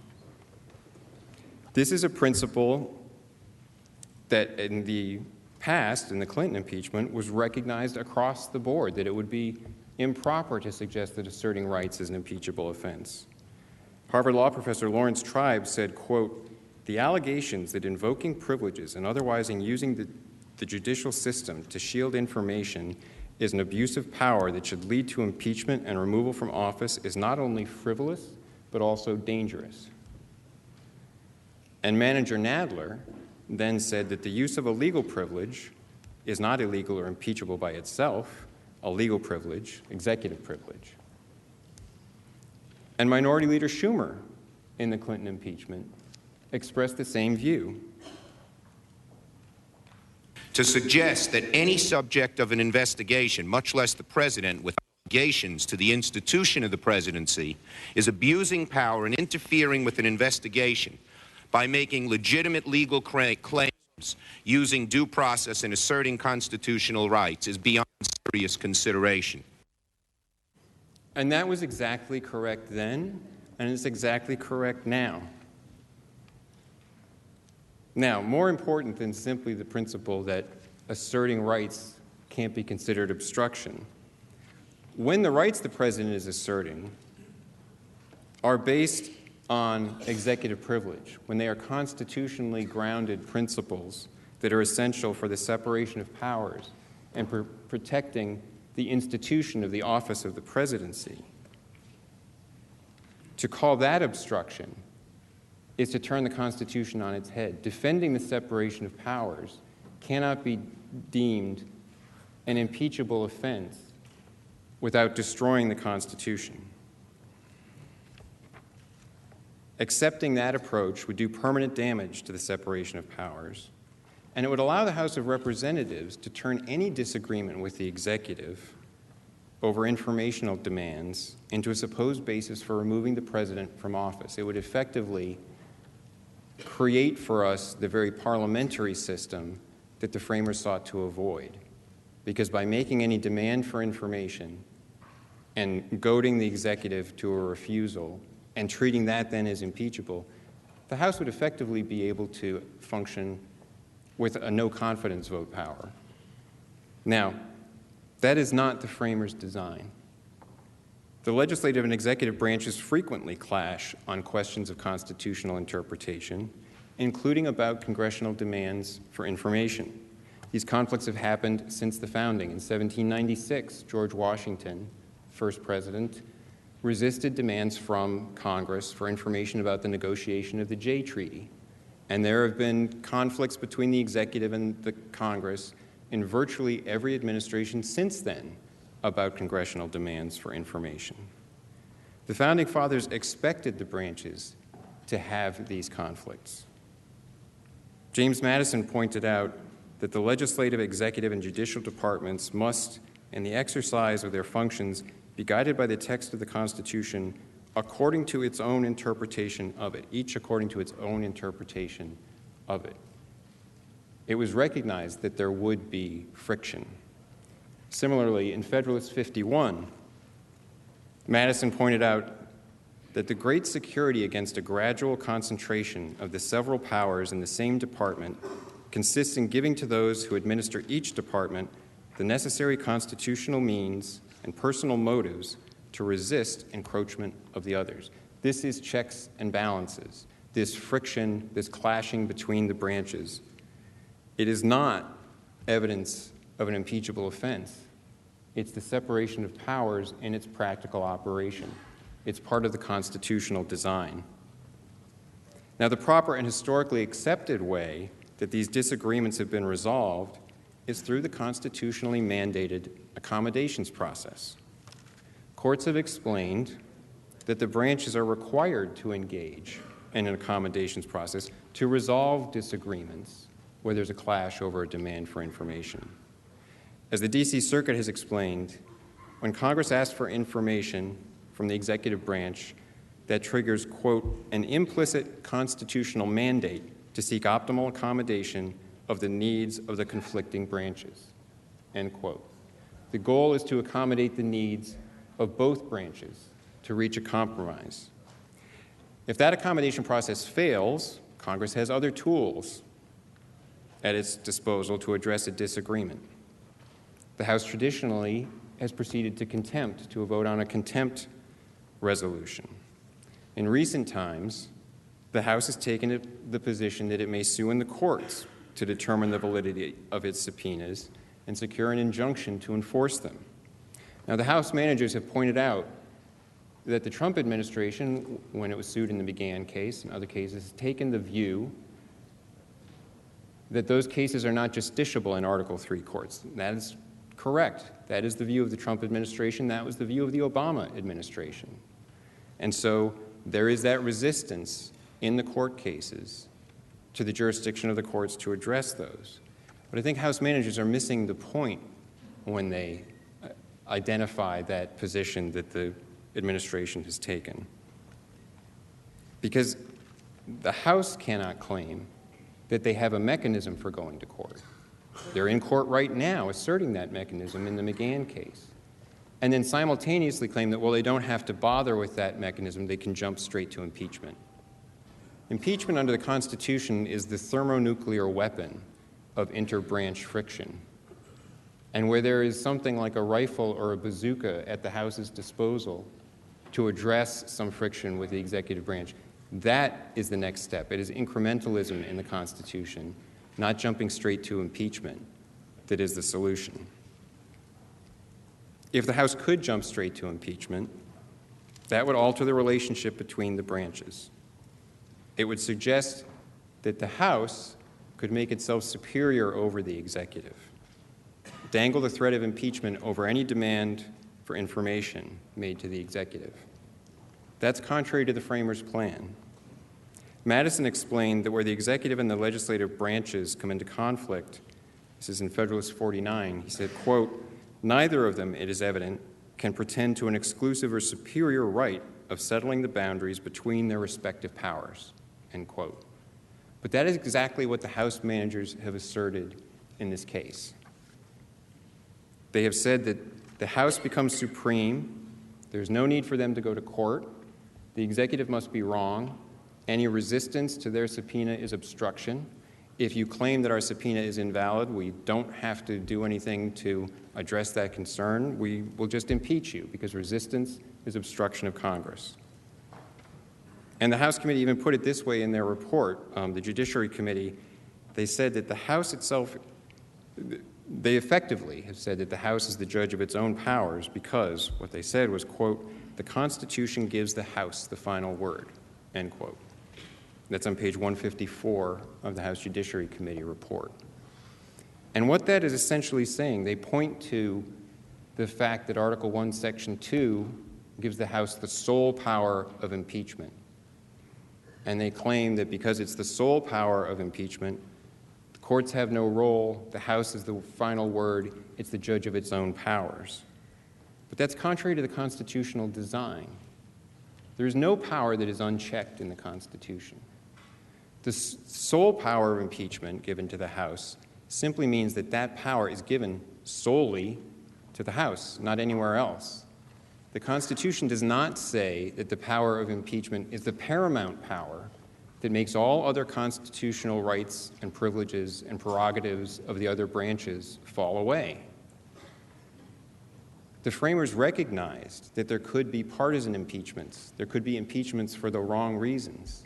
And they did not strip the executive branch of any of its means for protecting its own sphere of authority, its own prerogatives under the Constitution. Those principles of executive privilege, those immunities still survive, even in the context of impeachment. The power of impeachment is not like the House can simply flip a switch and say, now we're in impeachment, and they have constitutional kryptonite that makes the powers of the executive eliminated. So when there are these conflicts, even in the context of an impeachment inquiry, the executive can continue to assert its privileges and prerogatives under the Constitution, and indeed it must, in order to protect the institutional interests of the office of the presidency and to preserve the proper balance between the branches under the Constitution. Professor Turley rightly pointed out that by claiming Congress can demand any testimony or documents and then impeach any president who dares to go to the courts, House Democrats were advancing a position that was, quote, entirely untenable and abusive of an impeachment, end quote. Other scholars agree. In the Clinton impeachment, Professor Susan Lowe Block testified that, quote, impeaching a president for invoking lawful privileges is a dangerous and ominous precedent, end quote. It would achieve exactly the result that Gouverneur Morris, one of the framers, warned against at the Constitutional Convention. He explained that, quote, when we make him, referring to the president, amenable to justice, however, we should take care to provide some mode that will not make him dependent on the legislature, end quote. That is exactly what this article of impeachment would do. It would make the president dependent on the legislature, because any demand for information made by Congress could be used as the threat of impeachment to enforce compliance by the executive. And the very theory that the House Democrats have asserted is that there can be no assertions of privileges, no constitutionally based prerogatives of the executive to stand in the way. If that theory were true, virtually every president could have been impeached. Virtually every president has asserted at one time or another these constitutional prerogatives. President Obama famously, in the Fast and Furious investigation, refused to turn over documents that led to his attorney general being held in contempt. But that didn't lead to impeachment. And there could be a long list. Professor Turley testified there'd be a very long list of presidents who would have to be distinguished if the principles being asserted now, in this case, were applied to all past presidents in history. Now, the House Democrats have given a few different justifications for this approach, but I would submit none can be reconciled with the Constitution. They say that if we cannot impeach the president for this obstruction, then the president is above the law. Not so. As I think I've pointed out, the president is staying within the law, asserting the law, relying on the legal advice from the Department of Justice to make his arguments based on long-recognized constitutional principles, and indeed is making the fundamental point with respect to the subpoenas that it is Congress that is not above the law. It's the House. The House has to follow the law as well, has to issue valid subpoenas. And if the law isn't followed, those subpoenas are null and void, and the executive doesn't have to comply with them. The House Democrats say that they shouldn't go to the courts because the courts have no role in impeachment. I think I've pointed out that the House Democrats can't say that they have just because of the provision of the sole power of impeachment, that it's the paramount power and that no other branch plays any role in providing a check on how that power is exercised. And in addition, the House Democrats have gone to court. In the McGahn case that they're litigating right now, they have asserted that that is part of the impeachment inquiry. The Trump administration has explained that it was not validly part of the impeachment inquiry, but that is the ground on which they are litigating that. They say that they have no time for the courts. I think what that really means is they have no time for the rule of law in the way that they're pursuing the inquiry. The other day, one of the House managers actually said on the floor of the Senate that they had to get moving. They couldn't wait for litigation because they had to impeach the president before the election. That's not a valid reason to not pursue litigation in the courts.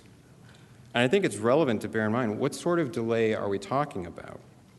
In the McGahn case that the House managers referred to a number of times, which they had pointed out they presented as being very long and drawn out, they issued a subpoena in April, but they did not file a lawsuit until August. By November 25th, they had a decision from the district court, and it was argued on appeal in the D.C. Circuit on January 3rd. For litigation, that's pretty fast, and it can go faster. In the Nixon case, during Watergate, the special prosecutor issued a subpoena on April 18th, 1974. On May 20th, so in less than a month, the district court denied a motion to quash the subpoena. On May 31st, the Supreme Court agreed to hear the case, granting cert before judgment in the Court of Appeals, and on July 24th, the Supreme Court issued a decision. That's lightning fast. So when there is urgency to the case, when there is a reason for it, there can be expedition in the courts, and a decision can be had in a timely manner. In the one case that actually arose from these impeachment proceedings, it was the House that derailed the case.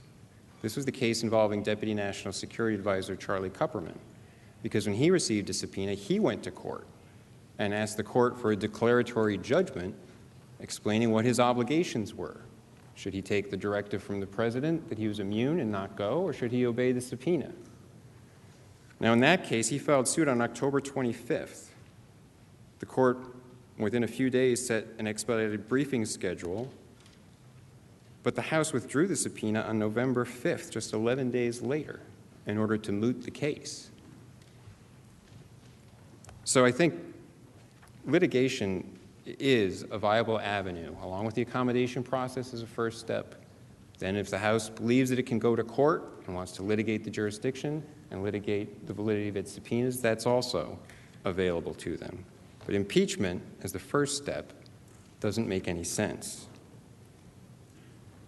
And I should point out, in part, when the House managers say they didn't have time to litigate, they didn't have time to go to the courts, but they now come to this chamber and say, this chamber should issue some more subpoenas, this chamber should get some witnesses that we didn't bother to fight about. What do you think will happen then? That there won't be similar assertions of privilege and immunity, that there wouldn't be litigation about that? Again, this goes back to the point that I made. If you put your imprimatur on a process that was broken and say, yes, that was a great way to run things, this was a great package to bring here, and we'll clean up the mess and issue subpoenas and try to do all the work that wasn't done, then that becomes the new normal. And that doesn't make sense for this body. The proper way to have things handled is to have the House, if it wants to bring an impeachment here ready for trial, it has to do the investigation. The information it wants to get, if there's going to be resistance, that has to be resolved, and it has to be ready to proceed, not transfer the responsibility to this chamber to do the work that hasn't been done.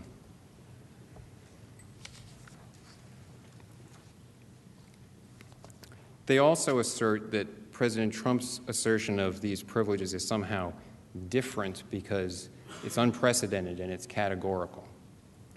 Well, it's unprecedented perhaps in the sense that there was a broad statement that a lot of subpoenas wouldn't be complied with, but that's because it was unprecedented for the House to begin these proceedings without voting to authorize a committee to issue the subpoenas.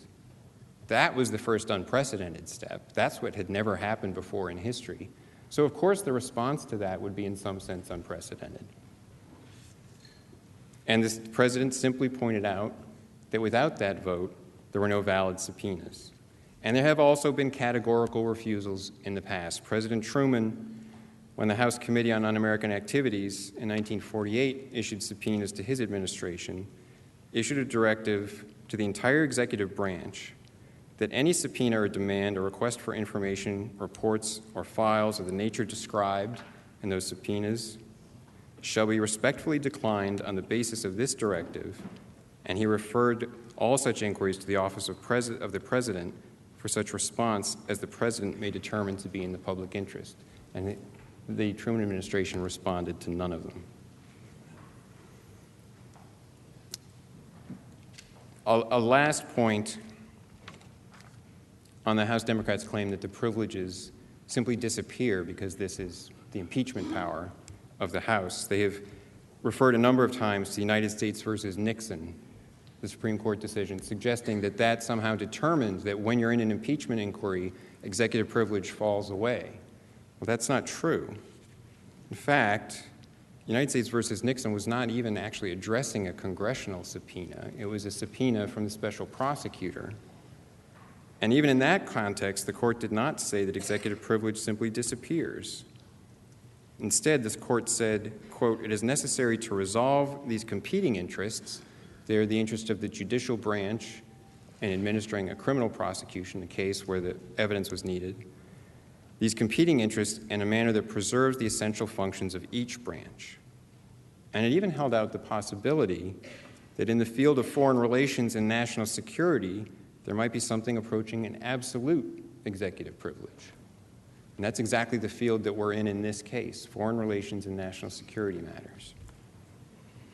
Another thing that you've heard is that President Clinton voluntarily cooperated with the investigation that led to his impeachment, produced tens of thousands of documents. But that's not really accurate. That was only after long litigation again and again about assertions of privilege. He asserted numerous privileges. The House Judiciary Committee then explained, quote, "During the Lewinsky investigation, President Clinton abused his power through repeated frivolous assertions of executive privilege by at least 5 of his aides," end quote. Unlike the House in this case, independent counsel Starr first negotiated with the White House and then litigated those claims and got them resolved.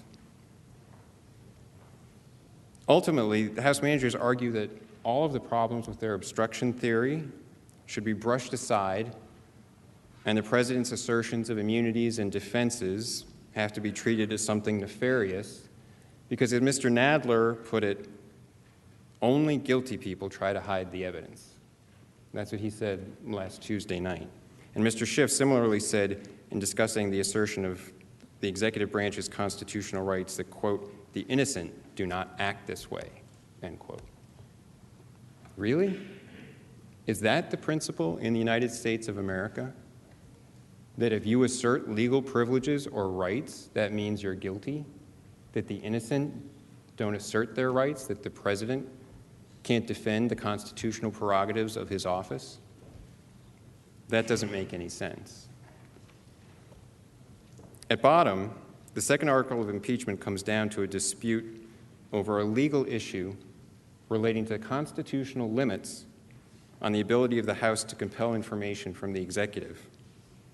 No matter how House Democrats try to dress up their charges, a difference of legal opinion does not rise to the level of impeachment. Until now, the House has repeatedly rejected attempts to impeach presidents based on legal disputes over assertions of privilege. As Judge Starr pointed out, in the Clinton proceeding, the House Judiciary Committee concluded that the president had improperly exercised executive privilege, yet still concluded that it did not have the ability to second-guess the rationale behind the president or what was in his mind asserting executive privilege, and that it could not treat that as an impeachable offense. It rejected an article of impeachment based on Clinton's assertions of privilege.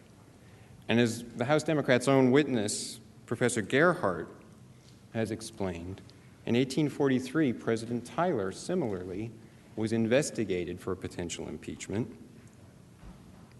His attempts to protect and assert what he regarded as the prerogatives of his office, because he had resisted demands for information from Congress. Professor Gerhardt explained that Tyler's attempts to protect and assert what he regarded as the prerogatives of his office were a function of his constitutional and policy judgments, and they could not be used, the Congress determined, to impeach him. President Trump's resistance to congressional subpoenas was no less a function of his constitutional and policy judgments, and it provides no basis to impeach him. I'd like to close with a final thought. One of the greatest issues, and perhaps the greatest issue for your consideration in this case, is how the precedent set in this case will affect the future. The framers recognized that there would be partisan and illegitimate impeachments. Hamilton expressly warned in Federalist Number 65 about impeachments that reflected what he called, quote, "the persecution of an intemperate or designing majority in the House of Representatives," end quote. That is exactly what this case presents. And Justice Story recognized that the Senate provided the proper tribunal for trying impeachments because it was believed by the framers to have a greater sense of obligation to the future, to future generations, not to be swayed by the passions of the moment. And one of the essential questions here is, will this chamber adopt a standard for impeachment, a diluted standard, that fundamentally disrupts, damages, alters the separation of powers in our constitutional structure of government? Because that is what both the first article, for reasons that Judge Starr and Professor Dershowitz have covered, and the second article, the obstruction charge, would do. And so I'll close just with a quotation from one of the Republican senators who crossed the aisle and voted against convicting President Andrew Johnson during his impeachment trial. It was Lyman Trumbull, who explained, I think, the great principle that applies here.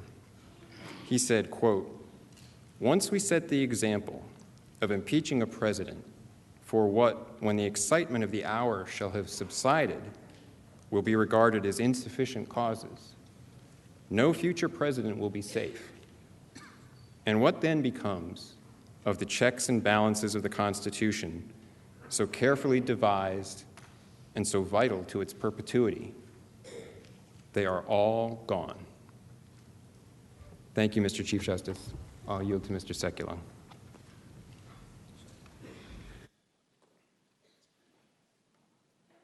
Mr. Chief Justice, members of the Senate, House managers.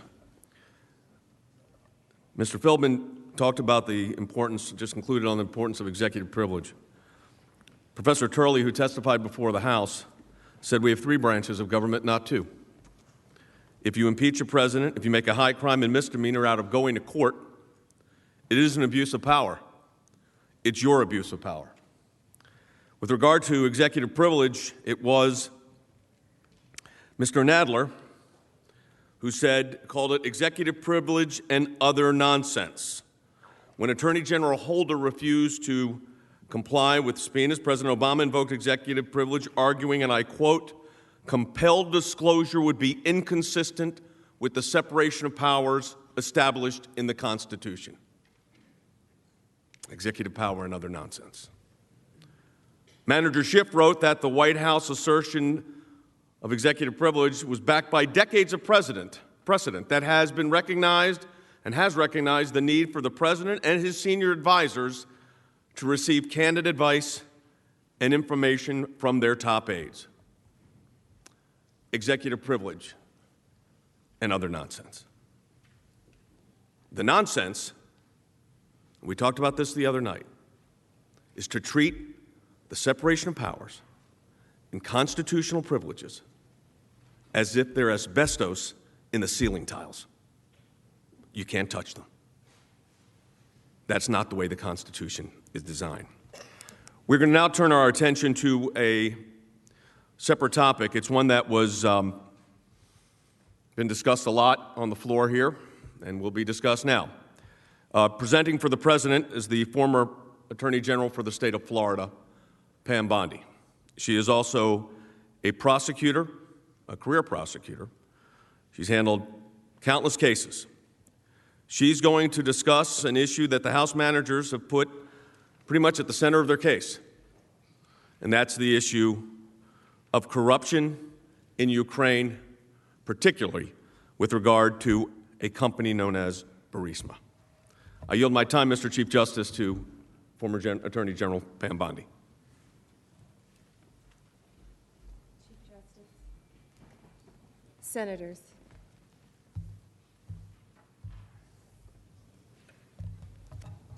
Members of the Senate. When the House managers gave you their presentation, when they submitted their brief, they repeatedly referenced Hunter Biden and Burisma. They spoke to you for over 21 hours, and they referenced Biden or Burisma over 400 times. And when they gave these presentations, They said there was nothing to see. It was a sham. This is fiction. In their trial memorandum, the House managers described this as baseless. Now, why did they say that? Why did they invoke Biden or Burisma over 400 times? The reason they needed to do that is because they are here saying that the president must be impeached and removed from office for raising a concern. And that's why we have to talk about this today. They say sham, they say baseless, because they say this because if it's okay for someone to say, hey, you know what? Maybe there's something here worth raising, then their case crumbles. Because they have to prove beyond a reasonable doubt that there is no basis to raise this concern. But that's not what public records show. Here are just a few of the public sources that flagged questions surrounding this very same issue.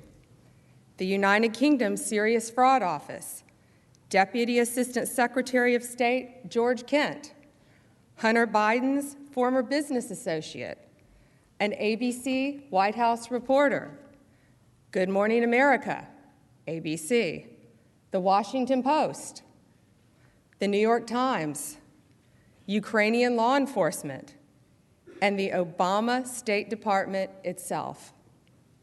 They all raised this issue. We would prefer not to be talking about this. We would prefer not to be discussing this.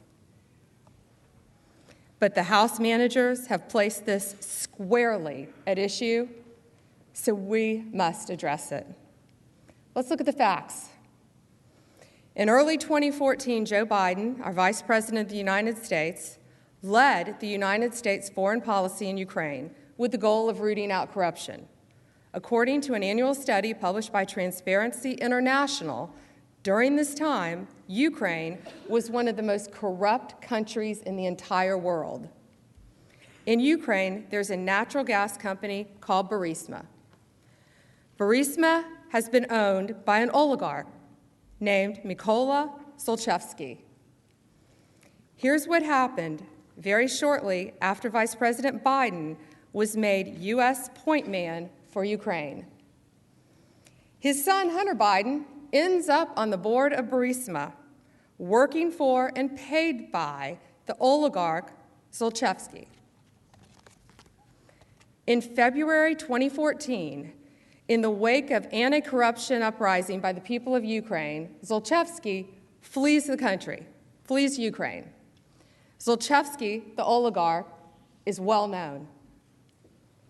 George Kent, the very first witness that the Democrats called during their public hearings, testified Zlochevsky stood out for his self-dealings even among other oligarchs.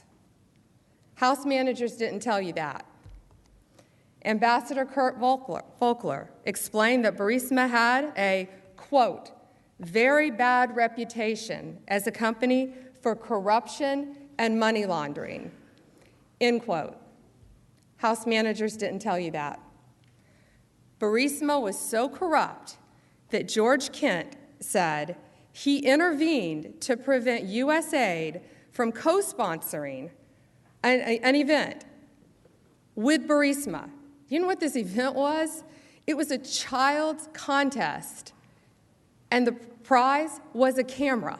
They were so bad, Burisma, that our country wouldn't even co-sponsor a children's event with Burisma.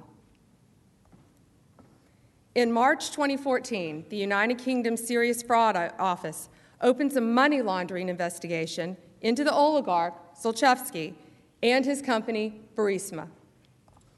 The very next month, April 2014, according to a public report, Hunter Biden quietly joins the board of Burisma. Remember, early 2014 was when Vice President Biden began leading Ukraine policy.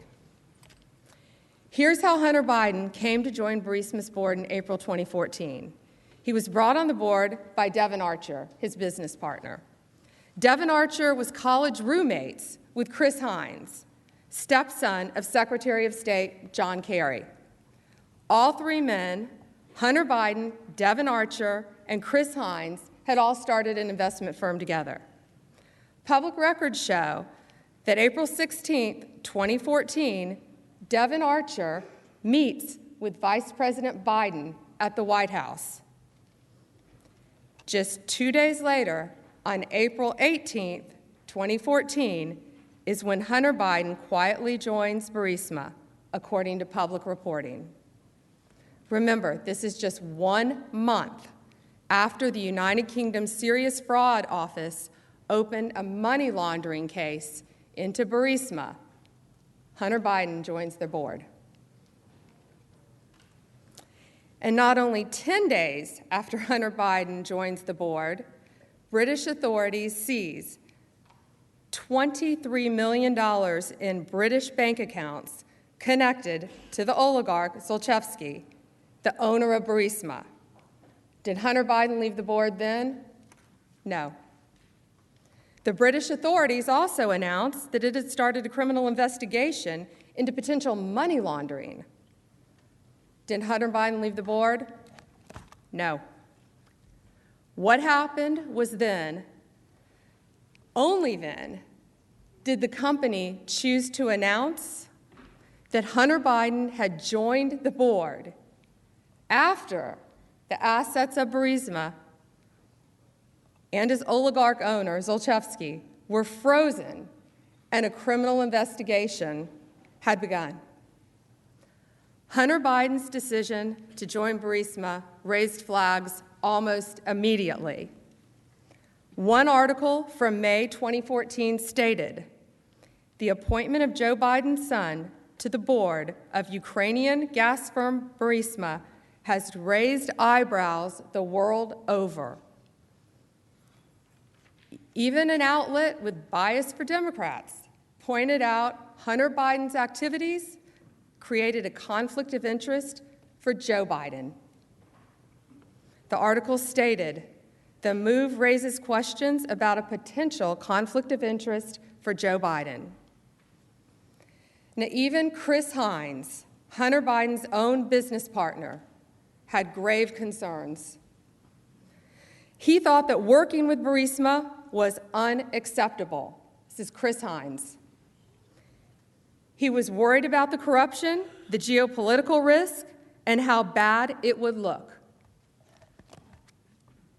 So he wisely distances himself from Hunter Biden and Devon Archer's appointments to Burisma. He didn't simply call his stepfather, Secretary of State, and say, "I have a problem with this." He didn't tell his friends, "Hey guys, I'm not getting on the board. I want nothing to do with this." He went so far as to send an email to senior State Department officials about this issue. This is Chris Hines. He wrote, "Apparently, Devon and Hunter have joined the board of Burisma, and a press release went out today. I can't speak to why they decided to, but there is no investment by our firm in their company." What did Hunter Biden do? He stayed on the board. What did Chris Hines do?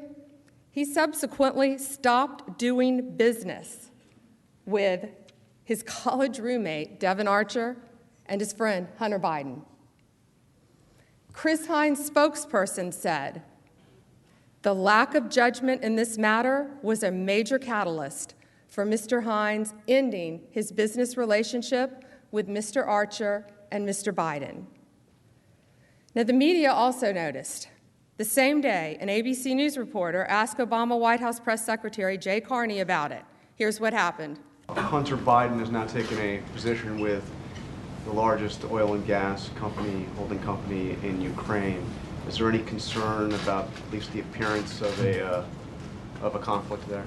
to the vice president. I would refer you to the vice president's office. I saw those reports. Hunter Biden and other members of the Biden family are obviously private citizens, and where they work is not does not reflect an endorsement by the administration or by the vice president or president. But I would refer you to the vice president's office. The next day, the Washington Post ran a story about it. It said, the appointment of the vice president's son to a Ukrainian oil board looks nepotistic at best, nefarious at worst. Again, the appointment of the vice president's son to a Ukrainian oil board looks nepotistic at best, nefarious at worst. And the media didn't stop asking questions here. It kept going. Here's ABC. You have to fight the cancer of corruption. But then something strange happened.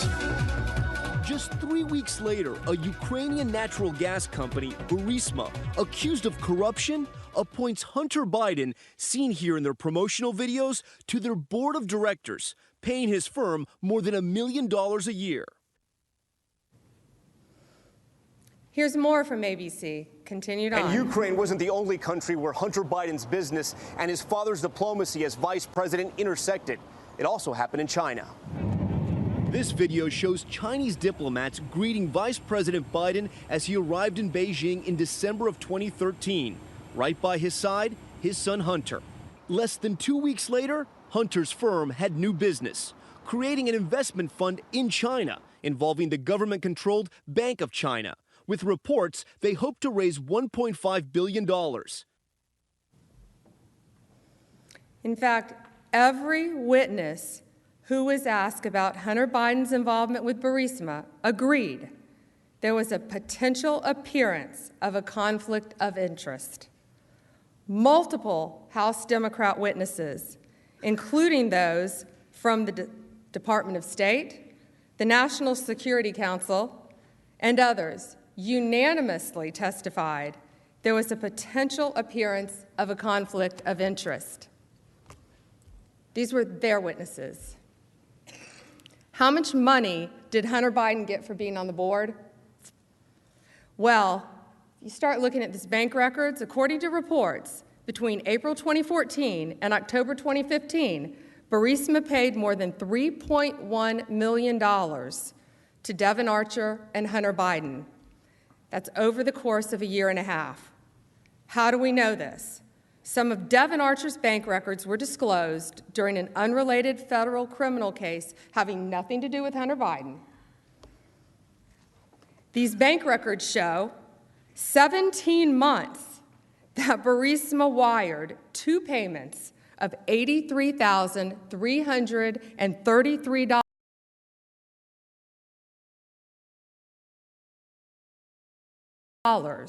not just for 1 month, for 2 months, for 3 months, but for 17 months. According to Reuters,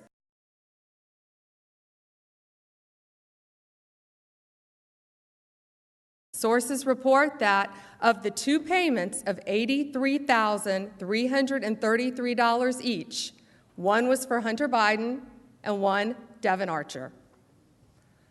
Now, Hunter Biden was paid significantly more than board members for major U.S. Fortune 100